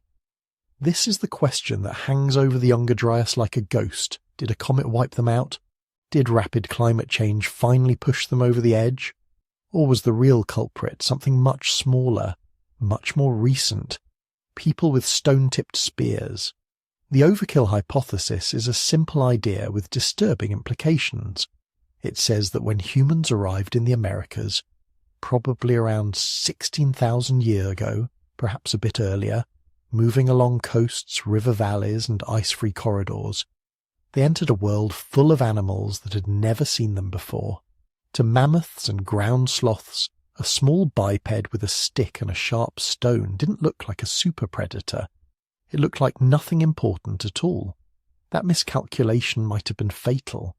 According to the overkill model, as human populations spread south and east, they hunted the largest, slowest reproducing animals first. Big herbivores that lived in herds provided huge quantities of meat, bone, fat and hide, and replaced themselves slowly. A mammoth cow might raise only a few surviving calves in a lifetime, lose too many adults too fast, and the population begins to slide. Add coordinated hunting, knowledge sharing, and maybe even drive techniques, pushing herds into bogs, ravines, or trap lines, and the slide can become a collapse. Supporters of this idea point to several clues. In many regions, the last fossils of Megafauna appear very close in time to the first clear evidence of widespread human presence. Some kill sites show mammoth bones associated with Clovis spear points, the distinctive fluted stones that appeared just before the Younger Dryas. The pattern looks at first glance like a wavefront. Humans arrive, Megafauna disappear, and people didn't need to hunt everything for this to work. They only had to push already vulnerable populations below their replacement threshold. Just a slight increase in adult mortality. A few more cows lost each year than the calves coming up behind them. Over centuries, over a continent, small imbalances add up. But the story isn't that simple. When you look closely at the archaeological record, confirmed kill sites, places where we can be confident humans actually hunted and butchered megafauna, are surprisingly rare. Clovis points are common, but mammoth skeletons with embedded weapons are not. Many megafauna vanish at slightly different times in different regions, and some Ice Age giants survived human contact for thousands of years elsewhere in the world. If humans alone were a planetary extinction machine, why weren't they equally deadly everywhere all at once? That's where climate enters the story. The end of the last Ice Age was not a gentle, gradual thaw. It was a roller coaster. Between roughly 18,000 and 11,700 years ago, ice sheets retreated, then stalled, then surged. Sea levels rose. Vegetation zones shifted northward, then snapped back. And then, right in the middle of this chaotic transition, came the Younger Dryas, a sudden plunge back into near-glacial conditions that lasted more than 1,000 years. Megafauna had survived climate swings before. They had endured cold stadials and brief warm interludes over hundreds of thousands of years. But the late Pleistocene was different in two crucial ways. First, the pace of change seems to have been faster, especially at regional scales. As ice sheets melted, they disrupted ocean currents, altered rainfall patterns, and remapped entire ecosystems. Grasslands became shrublands, forests marched into former steppe, wetlands drained, or flooded, or shifted. Animals adapted to wide, open, icy plains found themselves living in patchy mosaics of forest and marsh. The buffet table they had known for millennia was being cleared away. Second, And more importantly, this time the climate upheaval did not happen in an empty world. It unfolded in a landscape where a new kind of predator was learning, adapting, and sharing knowledge at unprecedented speed. Under the climate change hypothesis, many megafauna populations were already stressed before the final crash. As habitats fragmented, herds had to move farther to find food. Winters might have become drier or longer in some regions, summers hotter or less predictable in others. Droughts and late frost could damage the plants they relied on. Calves and juveniles would be the first to suffer. Birth rates drop, body condition declines. Diseases spread more easily through weakened herds. Then the Younger Dryas hits. Temperatures plunge in just a few decades in some areas. Vegetation shifts again, pushing ecosystems into new configurations. For species that need vast ranges, mammoths roaming across steppe tundra, horses grazing endless grasslands, the world shrinks into scattered patches of suitable habitat. Populations that were already reduced by millennia of warming find themselves pushed into climatic bottlenecks. In that world, a relatively small number of motivated human hunters can have outsized effects. They don't need to be perfect. They don't need to kill every mammoth or every sloth. They only need to add one more pressure to a system already wobbling. This is where the Younger Dryas becomes less a single cause and more like the last heavy stone added to an overloaded cart. If there was an impact, a comet or fragmented meteor shower, as some researchers suggest, it might have started fires, injected dust, altered atmospheric chemistry. Even if it didn't, the abrupt cooling itself, with or without a cosmic trigger, would have torn at already fragile ecosystems. Imagine a mammoth population living at the edge of its climatic tolerance. Warmth has reduced its ideal habitat, fragmented it. The animals must move farther between patches of good grazing. Calves struggle in lean years. Then a sharp cooling snaps the plant communities again, changing snow patterns, freezing wetlands, replacing certain grasses with others. The mammoths can't simply teleport to better lands. They have to move through territories already occupied by other herds, by predators, and now by humans. Every migration route becomes a gauntlet. While this drama was playing out in North America, other parts of the world tell a slightly different story. That's one of the most important clues. In Africa, many large mammals survived the end of the Ice Age. Elephants, rhinos, hippos, giraffes, buffalo. In parts of Asia too, some megafauna endure. Even in South America, though the losses are severe, a few giants make it longer. Why? One possibility is time. In Africa especially, large mammals had been living alongside increasingly capable human hunters for hundreds of thousands of years. They had the evolutionary equivalent of a long, drawn-out negotiation with us. Natural selection had time to favour individuals who learned to avoid human hunters, shifted their activity patterns, changed their behaviours. Humans, in turn, adapted to these evasive strategies, but the arms race played out over a long enough span that it didn't end in complete collapse. In the Americas, by contrast, the meeting between humans and megafauna was abrupt. Herbivores and predators there had never seen a hominin, never watched a primate cooperate in coordinated drives, never experienced long-range projectiles that could kill from beyond the reach of hooves, tusks, or claws. They met humans at a time when climates were already unstable. There was no long co-evolutionary dance, no slow escalation of caution and counter-strategy. There was only impact. Regional climate patterns also differed. The way ice sheets melted in North America, the way ocean currents rerouted, the timing of vegetation shifts. All of this created local pressures that might have been harsher for certain species than anything they faced elsewhere. Some refugees vanished entirely. Others shrank to postage stamps. Yet even within North America, the pattern isn't uniform. Bison survive, though the largest forms disappear. Some deer, elk, smaller predators, and scavengers persist and even thrive in the new Holocene world. This suggests the extinction wasn't a simple blanket event. It was a selective filter, biased against animals that were big, slow-breeding, specialized in their diets, or poorly adapted to rapid environmental change. When those animals disappeared, the effects rippled outward through entire ecosystems. Predator-prey relationships that had stabilized over millennia were suddenly broken. Saber-toothed cats and American lions lost their primary prey.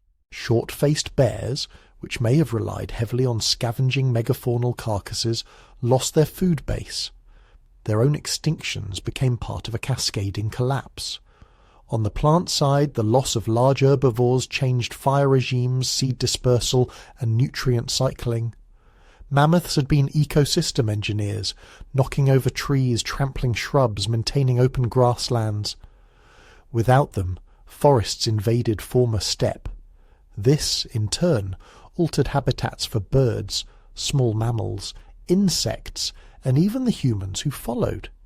In that sense, the megafauna extinction was not just the disappearance of impressive animals, it was a rewiring of the entire continent, a quiet revolution in how energy, matter, and life flowed through the landscape.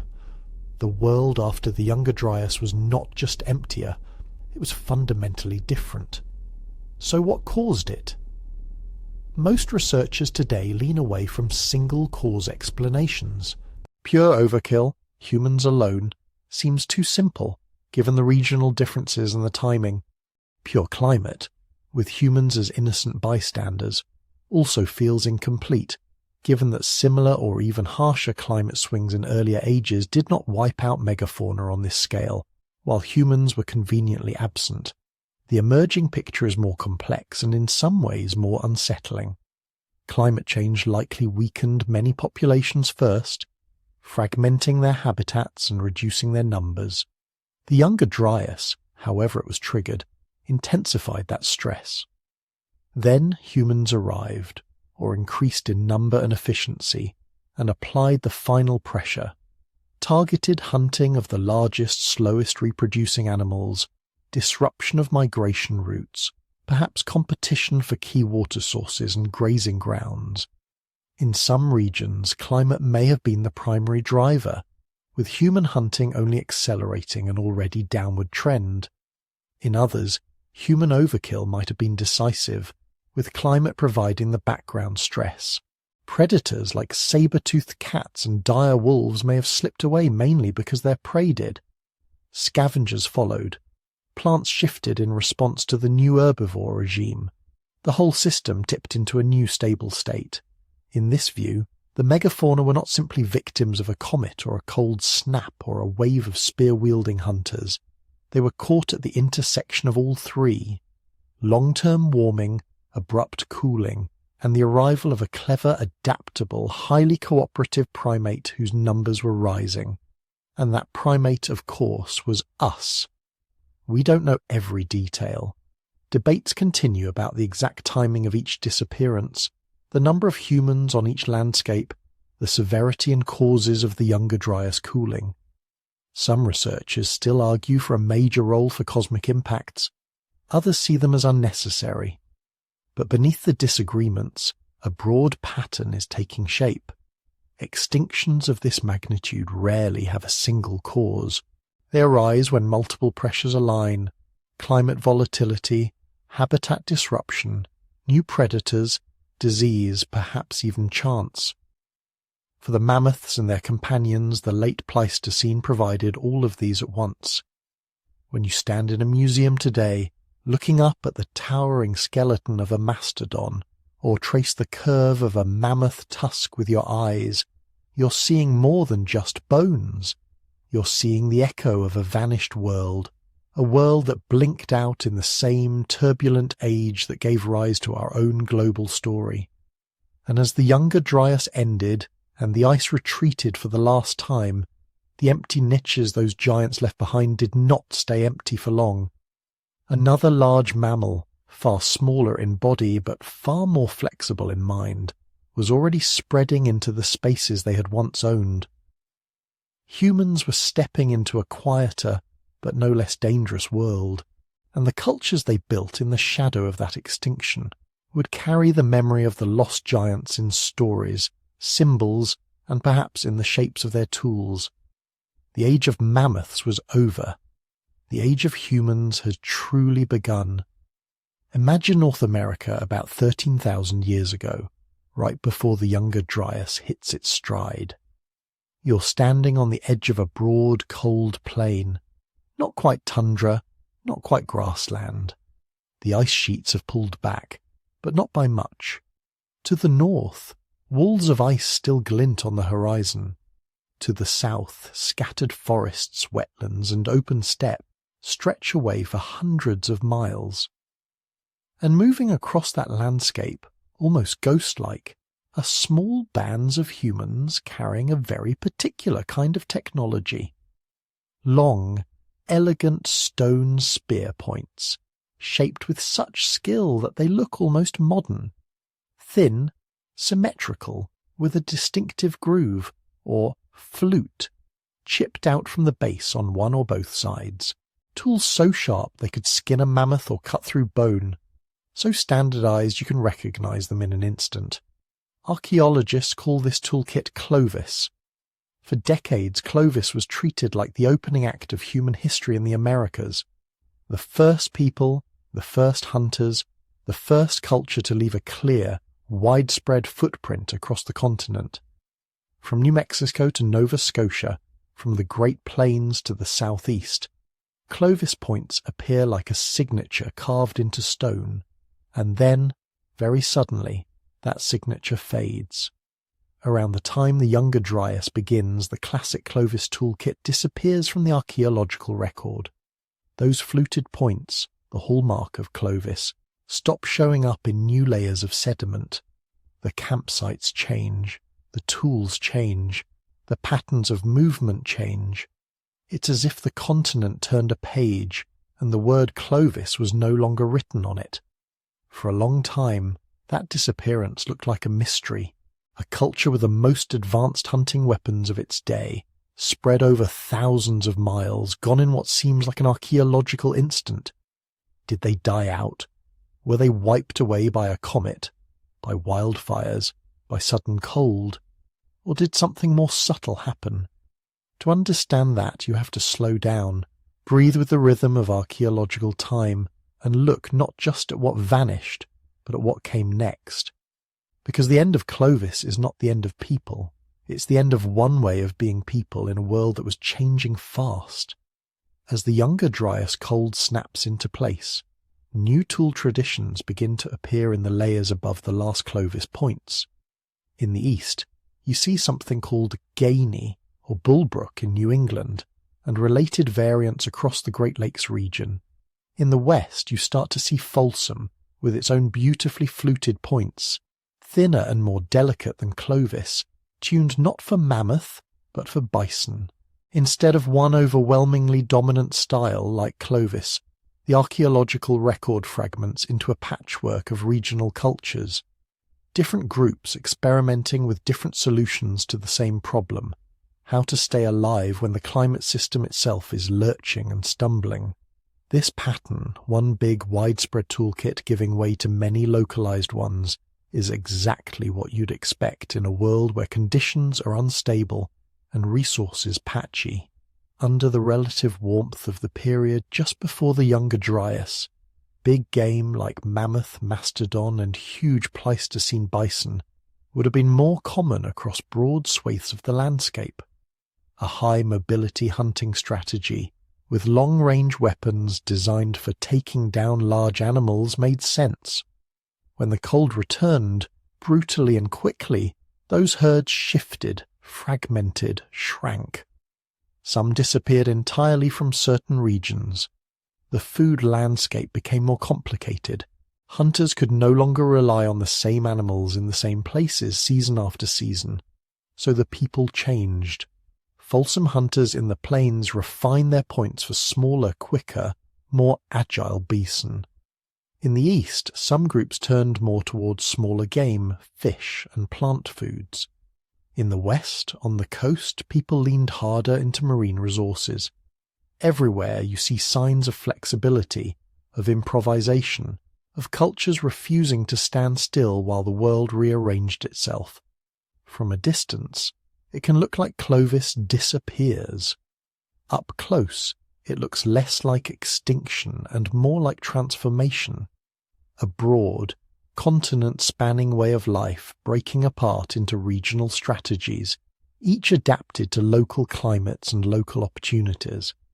But adaptation doesn't mean the process was gentle. There are hints that population numbers may have fallen, at least in some regions. Sites that were busy with many layers of occupation suddenly go quiet. Places that show dense activity before the Younger Dryas show only scattered visits, or none at all during the coldest centuries. On the Great Plains, some areas that were once rich hunting grounds seem to have been abandoned or used only seasonally. In parts of the northeast, the archaeological record thins out. You go from clusters of campsites to isolated finds, a lost spear point here, a broken tool there, as if the people who used to live there had pulled back to more reliable refuges. If you imagine yourself as one of those people, the decision to leave is not abstract. It's the realization, year after year, that the rivers you depended on are frozen longer, that the herds pass less often, that the plants you gathered bloom late or not at all. It's watching a territory that once fed your grandparents become a place of hunger, and then it's a council fire, quiet discussions, the decision to move, to follow the animals, to seek better fishing, to join distant kin. So while Clovis as a distinctive technology fades, the human story continues, sometimes with fewer voices in certain regions, sometimes with entire valleys going silent. The Younger Dryas didn't just take mammoths. It very likely rearranged human populations, forced migrations, culled some lineages and privileged others. And yet the picture is not simply one of collapse and flight. In some places, people stayed. There are sites that show continuous human presence right through the Younger Dryas cold. In the American West, places like the Paisley Caves in Oregon, or sites in the Great Basin and along the Pacific coast, hold layers that run from before the cold period into its heart and out the other side. The tools change gradually, but the presence remains. Hearths are rebuilt, bones pile up, shell middens grow thicker.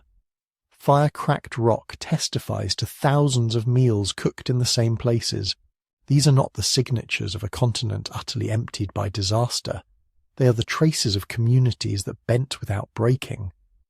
In the southeast, along river valleys and coastal plains, there's evidence of continued occupation as well. The focus of subsistence shifts. More fish, more shellfish, more small game, but the campsites stay occupied.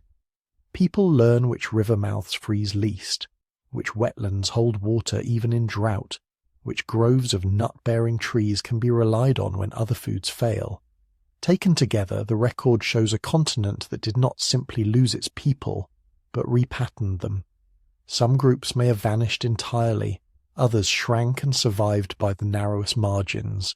Still others found ways to thrive in ecological niches that suddenly mattered more than ever. And while this is happening in the Americas, a different but parallel drama is unfolding in the Near East, around the same time that Clovis hunters are watching their world change. Groups in the Levant, places like Natufian sites in what is now Israel, Jordan and Syria, are living through the Younger Dryas in their own way.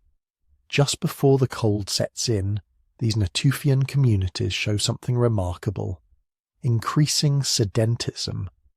People are starting to stay in one place for much of the year. They build more substantial houses. They harvest wild cereals like wheat and barley. They use grinding stones to process seeds and grains. It's not quite agriculture, not yet, but it's close. Then the Younger Dryas hits the eastern Mediterranean. Rainfall patterns change.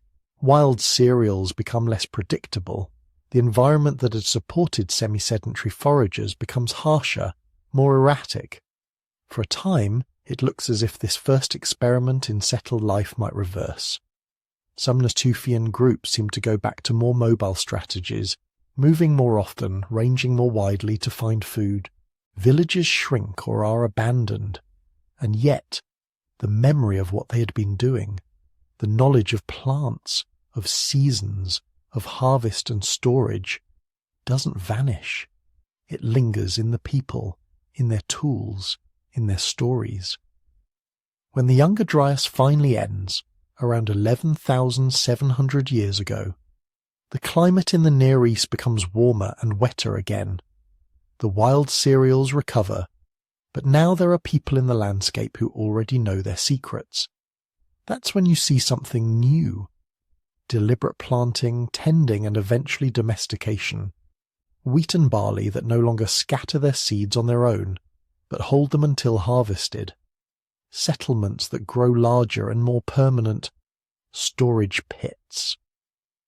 The first glimmers of what we would recognize as agriculture. In this sense, the Younger Dryas may have acted as both brake and catalyst. It interrupted a gentle drift towards settled life, forcing Natufian societies to confront the limits of simple foraging in an unstable world. At the same time, it preserved and concentrated the knowledge they had gathered, so that when the climate improved, the leap into farming happened relatively quickly. The cold didn't create agriculture by itself, but it may have sharpened the question that agriculture ultimately answered. How do you hold on to security in a world that keeps taking it away? Seen across the globe, the Younger Dryas looks less like a single catastrophe and more like a series of crossroads, repeated in different places with different outcomes. In North America, it marks the transition from a big game-dominated Clovis-style hunting world to a mosaic of regional cultures, each tuning itself to local conditions. In the Near East, it sits between two phases of experimentation, early sedentism and full-scale farming. Everywhere, you see the same underlying pattern: stress, contraction, experimentation, and then, when conditions allow, expansion into new forms of life. The debates about what triggered the Younger Dryas, comet, meltwater, shifting currents, are important. But for understanding human history, what matters just as much is what people did with the situation they found themselves in. They didn't simply endure it passively. They adjusted their tools, their diets, their settlement patterns, their social networks. They abandoned some places and clung to others.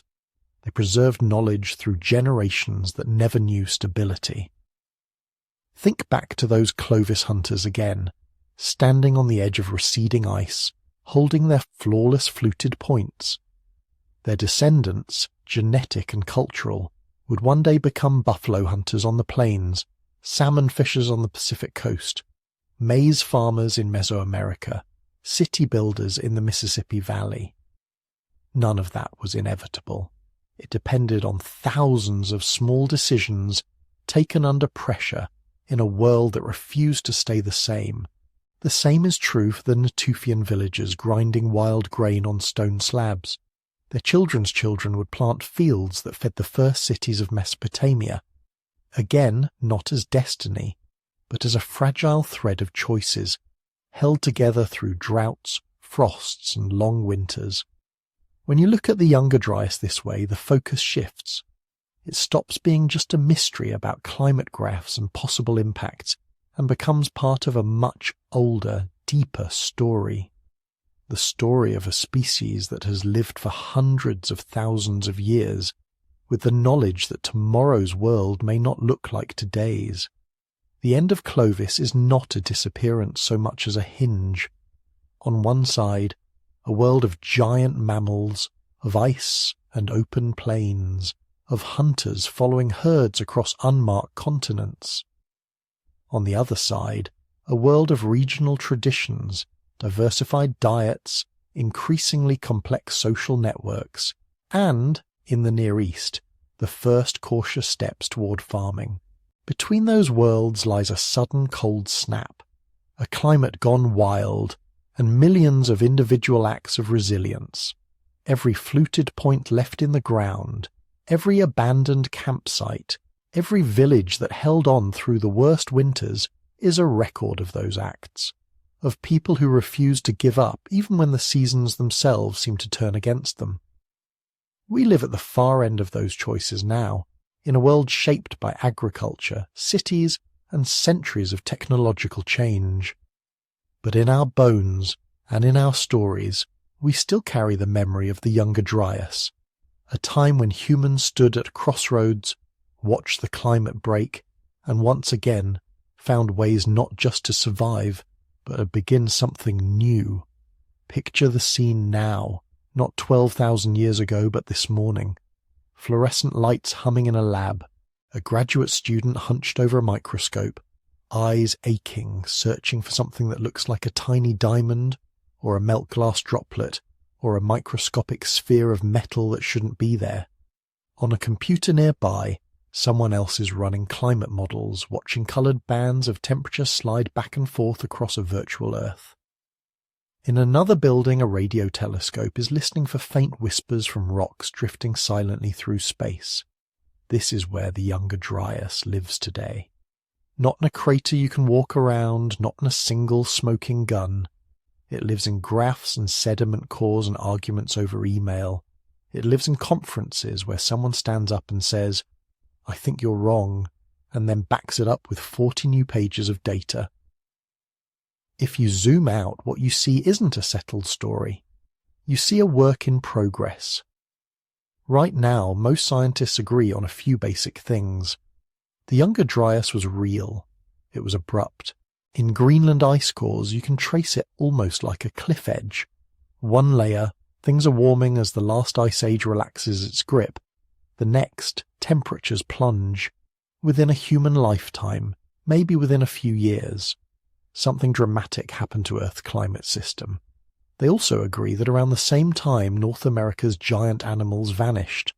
Mammoths, mastodons, giant ground sloths, saber-toothed cats.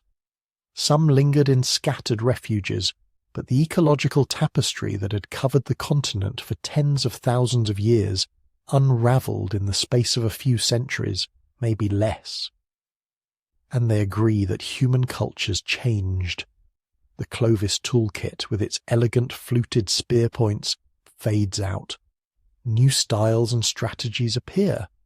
Different weapons, different ways of living in a changing world. The disagreement is about the hammer that hit the system. Was it ice? Was it water? Was it us?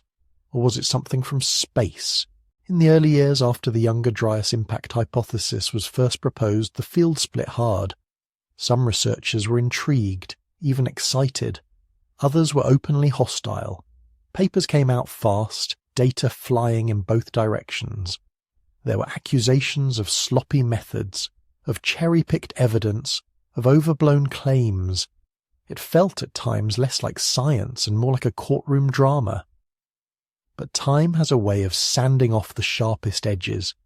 Today, the debate looks different, calmer, more precise, less about impact or no impact, more about how much, where, and what exactly did it do. Over the last decade, a steady trickle of new studies has complicated the picture. Some support parts of the impact idea, some undercut it, some suggest hybrid scenarios where multiple forces interact. In Greenland and Antarctic ice, researchers have found unusual spikes of platinum and other trace elements around the start of the Younger Dryas.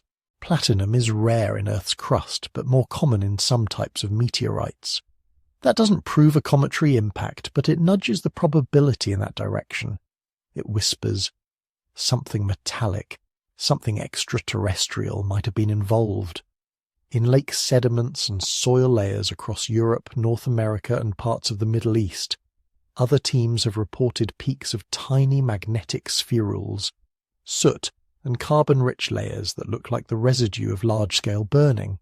They've found microscopic diamonds and glass-like particles that form at very high pressures and temperatures. Some of these studies line up neatly with the timing of the Younger Dryas onset. But for every data set that seems to support a cosmic trigger, there is another that raises questions. Several groups have tried to replicate these findings and come up empty. Same layers, different labs, no diamonds, or different concentrations, or signals that can be explained by local fires, volcanic dust, or slow, ordinary processes stretched out over centuries instead of minutes. Some sites once held up as impact smoking guns have been reinterpreted. Features thought to be blast effects from a cosmic explosion now look more like products of ice sheets melting, rivers reshaping their channels, or wind scouring loose sediments over thousands of years. Instead of a simple yes or no, the scientific literature has become a patchwork. Some cores show unusual signals, others don't. Some regions display evidence of synchronous burning. Others appear quiet. The planet, it seems, rarely gives us a clean experiment. So where does that leave things? If you listen to researchers talk today, you won't hear many extreme positions. Few are willing to declare the impact idea completely dead. Few are comfortable embracing it as the main driver of the Younger Dryas without reservation.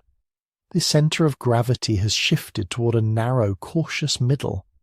One camp sees the Younger Dryas impact hypothesis as unlikely in its strong form but intriguing in its weaker variants. Maybe there was no single massive airburst that wiped out forests from coast to coast, but perhaps smaller fragments did hit ice sheets or oceans, contributing extra chaos to an already unstable system. Not the cause of the Younger Dryas, but a nudge that made a bad situation worse.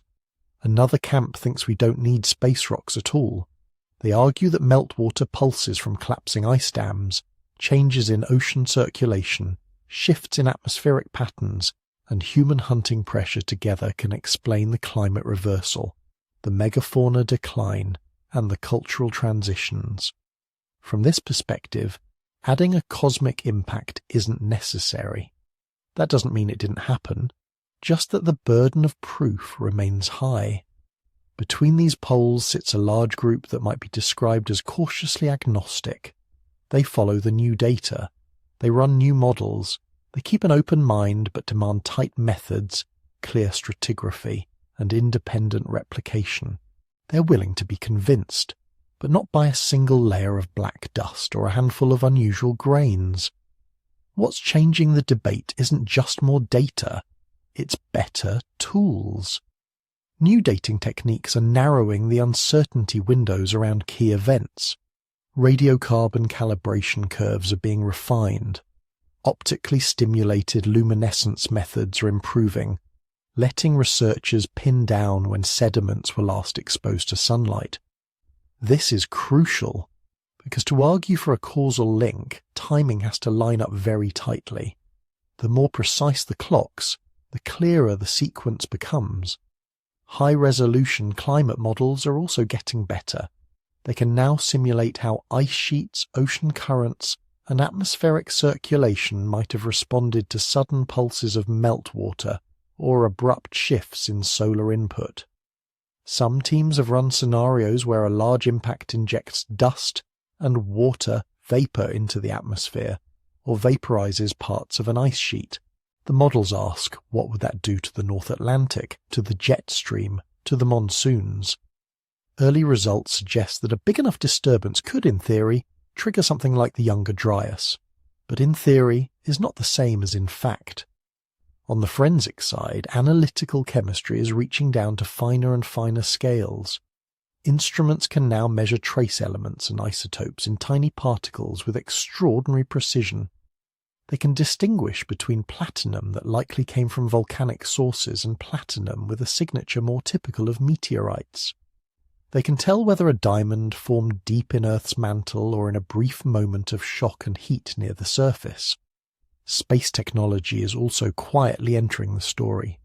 Surveys of near-Earth objects are cataloguing comets and asteroids with increasing completeness.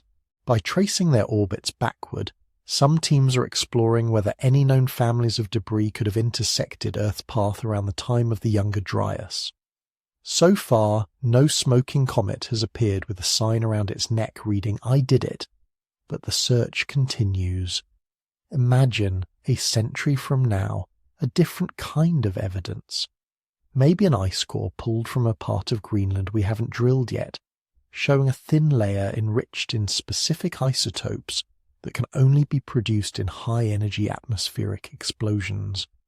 Or a buried crater under an old ice margin, found by ground-penetrating radar, its age pinned down to within a few centuries of the Younger Dryas onset.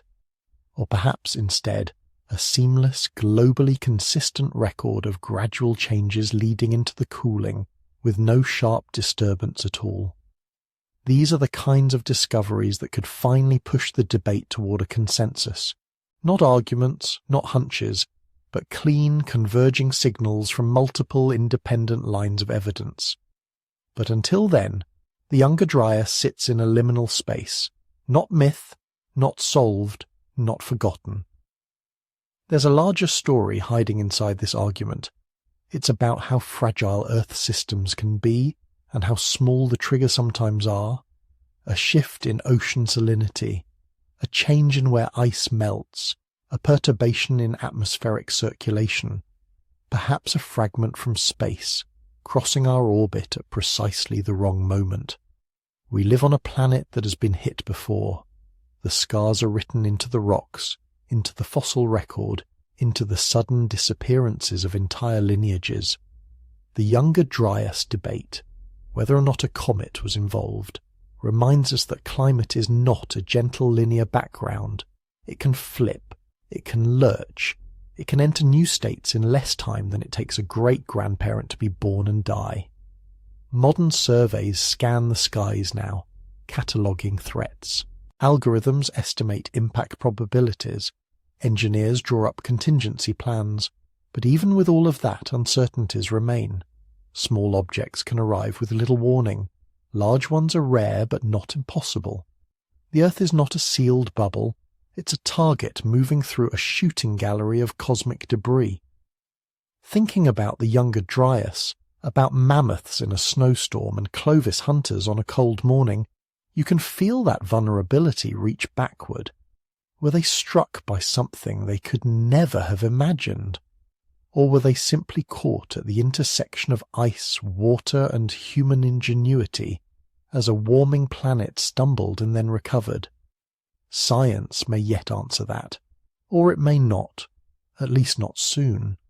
One of the quiet lessons of this mystery is about how knowledge grows. It rarely arrives as a single revelation. It accumulates, layer by layer, like sediment settling at the bottom of a lake. A new method is developed, an old sample is reanalyzed. A forgotten core in a museum basement yields a surprise. A theory rises, gathers support, then is shaved down, refined, sometimes overturned, sometimes reborn in a more modest form. Researchers argue, but beneath the argument is a shared process. Hypotheses are proposed, tested, criticized, defended, modified. Failed ideas are not wasted. They narrow the possibilities, sharpen the questions. Even the most controversial claims force better data, clearer methods, more careful thinking. The Younger Dryas impact hypothesis may end up as a footnote, or as a partial truth, one chapter in a larger story of ice sheets and currents and human hunters. Or, in some future textbook, it may appear as a case study in how difficult it is to reconstruct a moment of global upheaval from a handful of tiny clues. For now it lives in that twilight zone where science is most alive, not the territory of settled facts, but the frontier where multiple explanations contend, and the evidence is still thin, still noisy, still being weighed. As you lie here, drifting towards sleep, imagine that frontier, a drill descending into ancient ice, a coring rig cutting into lake mud laid down grain by grain as mammoths drank on the shore. A telescope tracking a faint tumbling dot against the stars. Human minds scattered across the world trying to knit it all together into a story that makes sense. Some mysteries yield quickly, others take generations. The Younger Dryas may be one of the slow ones, the kind that requires not just new data, but new ways of seeing, new tools that haven't yet been invented, researchers not yet born. Until then, it remains a question mark at the end of the Ice Age, a reminder that the past is not a closed book, but a palimpsest we are still learning to read, a reminder that we live on a planet capable of sudden change, and an invitation to wonder, to doubt, to keep asking what really happened when the world cooled, the giants vanished, and human cultures stood at a crossroads, looking into a future they could not yet see. So now, lying here at the end of the story, we're left with a question that refuses to settle. Was the Younger Dryas triggered by a comet that shattered in the sky and rained fire on an Ice Age world? Was it meltwater roaring out of collapsing ice dams, quietly reorganizing the oceans and snapping the climate into a new state? Was it something else altogether, some combination of forces we still don't fully understand? We've walked through all of it, a planet just beginning to thaw from the last glacial maximum, ice sheets slumping and cracking at the edges, megafauna herds moving across vast, cold grasslands, human cultures like Clovis standing at a crossroads, crafting perfect stone points and following the tracks of mammoths and mastodons, then the break in the record, a weather system that flips in a geological instant, temperatures plunging back toward full Ice Age conditions, charcoal layers, strange nanodiamonds, platinum spikes, meltwater pulses, shifting ocean currents, collapsing ecosystems, animals vanishing, traditions ending, new ways of life emerging in the ruins of the old. On one side, impact theorists tracing a pattern of black mats, tiny diamonds and extraterrestrial metals, seeing in them the fingerprints of a shattered comet. On the other, skeptical geologists and archaeologists pointing to dating problems, inconsistent layers, and more ordinary explanations, fires, floods, gradual pressures building until a system tips. Between them, a different set of questions. How fragile is Earth's climate, really? How easily can a world that seems stable swing into a new state? And how many times have humans, or near humans, found themselves staring at a sky they no longer understood, wondering what had just broken? The truth is, we don't know yet. The Younger Dryas is like a crack running through the story of the late Ice Age. We can trace its outline. We can see what happened before and what happened after. But inside that crack there is still darkness, still room for debate, for new cores drilled from lake bottoms, for new ice samples, new radiocarbon dates, new arguments in quiet labs at midnight. And there's something humbling about that. Because this isn't just a mystery about rocks and sediments. It's a mystery that sits at the intersection of climate, cosmos, and human history. Somewhere in that 1,300-year cold snap, real people lived and died. Hunters walked across frozen ground, following herds that had grown thin. Mothers tried to keep children warm as winters dragged on longer than anyone remembered. Storytellers sat near firelight trying to explain why the seasons were broken, why the animals were gone, why the world felt out of balance. Did some of those stories remember fire from the sky? Did they remember floods roaring out from beneath the ice, rivers suddenly swollen and wild? We can't know. But the echoes feel close. Every myth of a great flood, a burning sky, a world remade.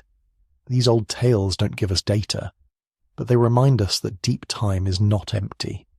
It is filled with human eyes watching, human minds trying to make sense of chaos. As you lie here, listening, you're part of that same long chain. You share genes with Ice Age hunters and gatherers, with people who watched mammoths move across the horizon, with those who endured the Younger Dryas, whether it came from stars or from melting ice. Their questions are still our questions. How stable is the world we depend on? How quickly can everything familiar be stripped away? What do we do when the rules change? If you'd like, you can explore further when you wake. Look up the papers on impact proxies. Read the arguments about meltwater pulses in the Atlantic conveyor belt. Listen to archaeologists puzzle over disappearing megafauna and shifting stone tool traditions. You don't have to accept one answer. You can hold multiple possibilities in mind, let them sit there, side by side, like layers in a sediment core. Over time, your own perspective will settle out. Thank you for coming on this journey through deep time, through ice and fire and argument and uncertainty. Thank you for letting these ancient mysteries keep you company as you drift towards sleep. If you enjoyed this, you can gently tap like or leave a comment. Maybe tell us where you're listening from, what corner of the modern world you're lying in while we talk about one that vanished 12,000 years ago. If you'd like to hear more stories like this, you can subscribe so the next journey is waiting for you whenever you need it. And if you ever feel like supporting the channel a little more, there's an optional membership here on YouTube. It helps us keep making these long, quiet explorations. It's there if you want it, completely optional. You being here, listening, is already enough. For now, you don't need to decide anything. You don't need to solve the Younger Dryas or choose between comet and climate. You can just let the questions drift out, like sparks from a dying campfire fading into the night. Somewhere far above, the stars move on in their slow, silent orbits. Down here, the Earth turns, seasons change, ice advances then retreats, worlds end, new ones begin, and you can rest. Let the echoes of that vanished world fade into the background. Let your breath slow. Let your thoughts soften and scatter, like dust settling on an ancient landscape. Sleep well. We'll pick up the story another night.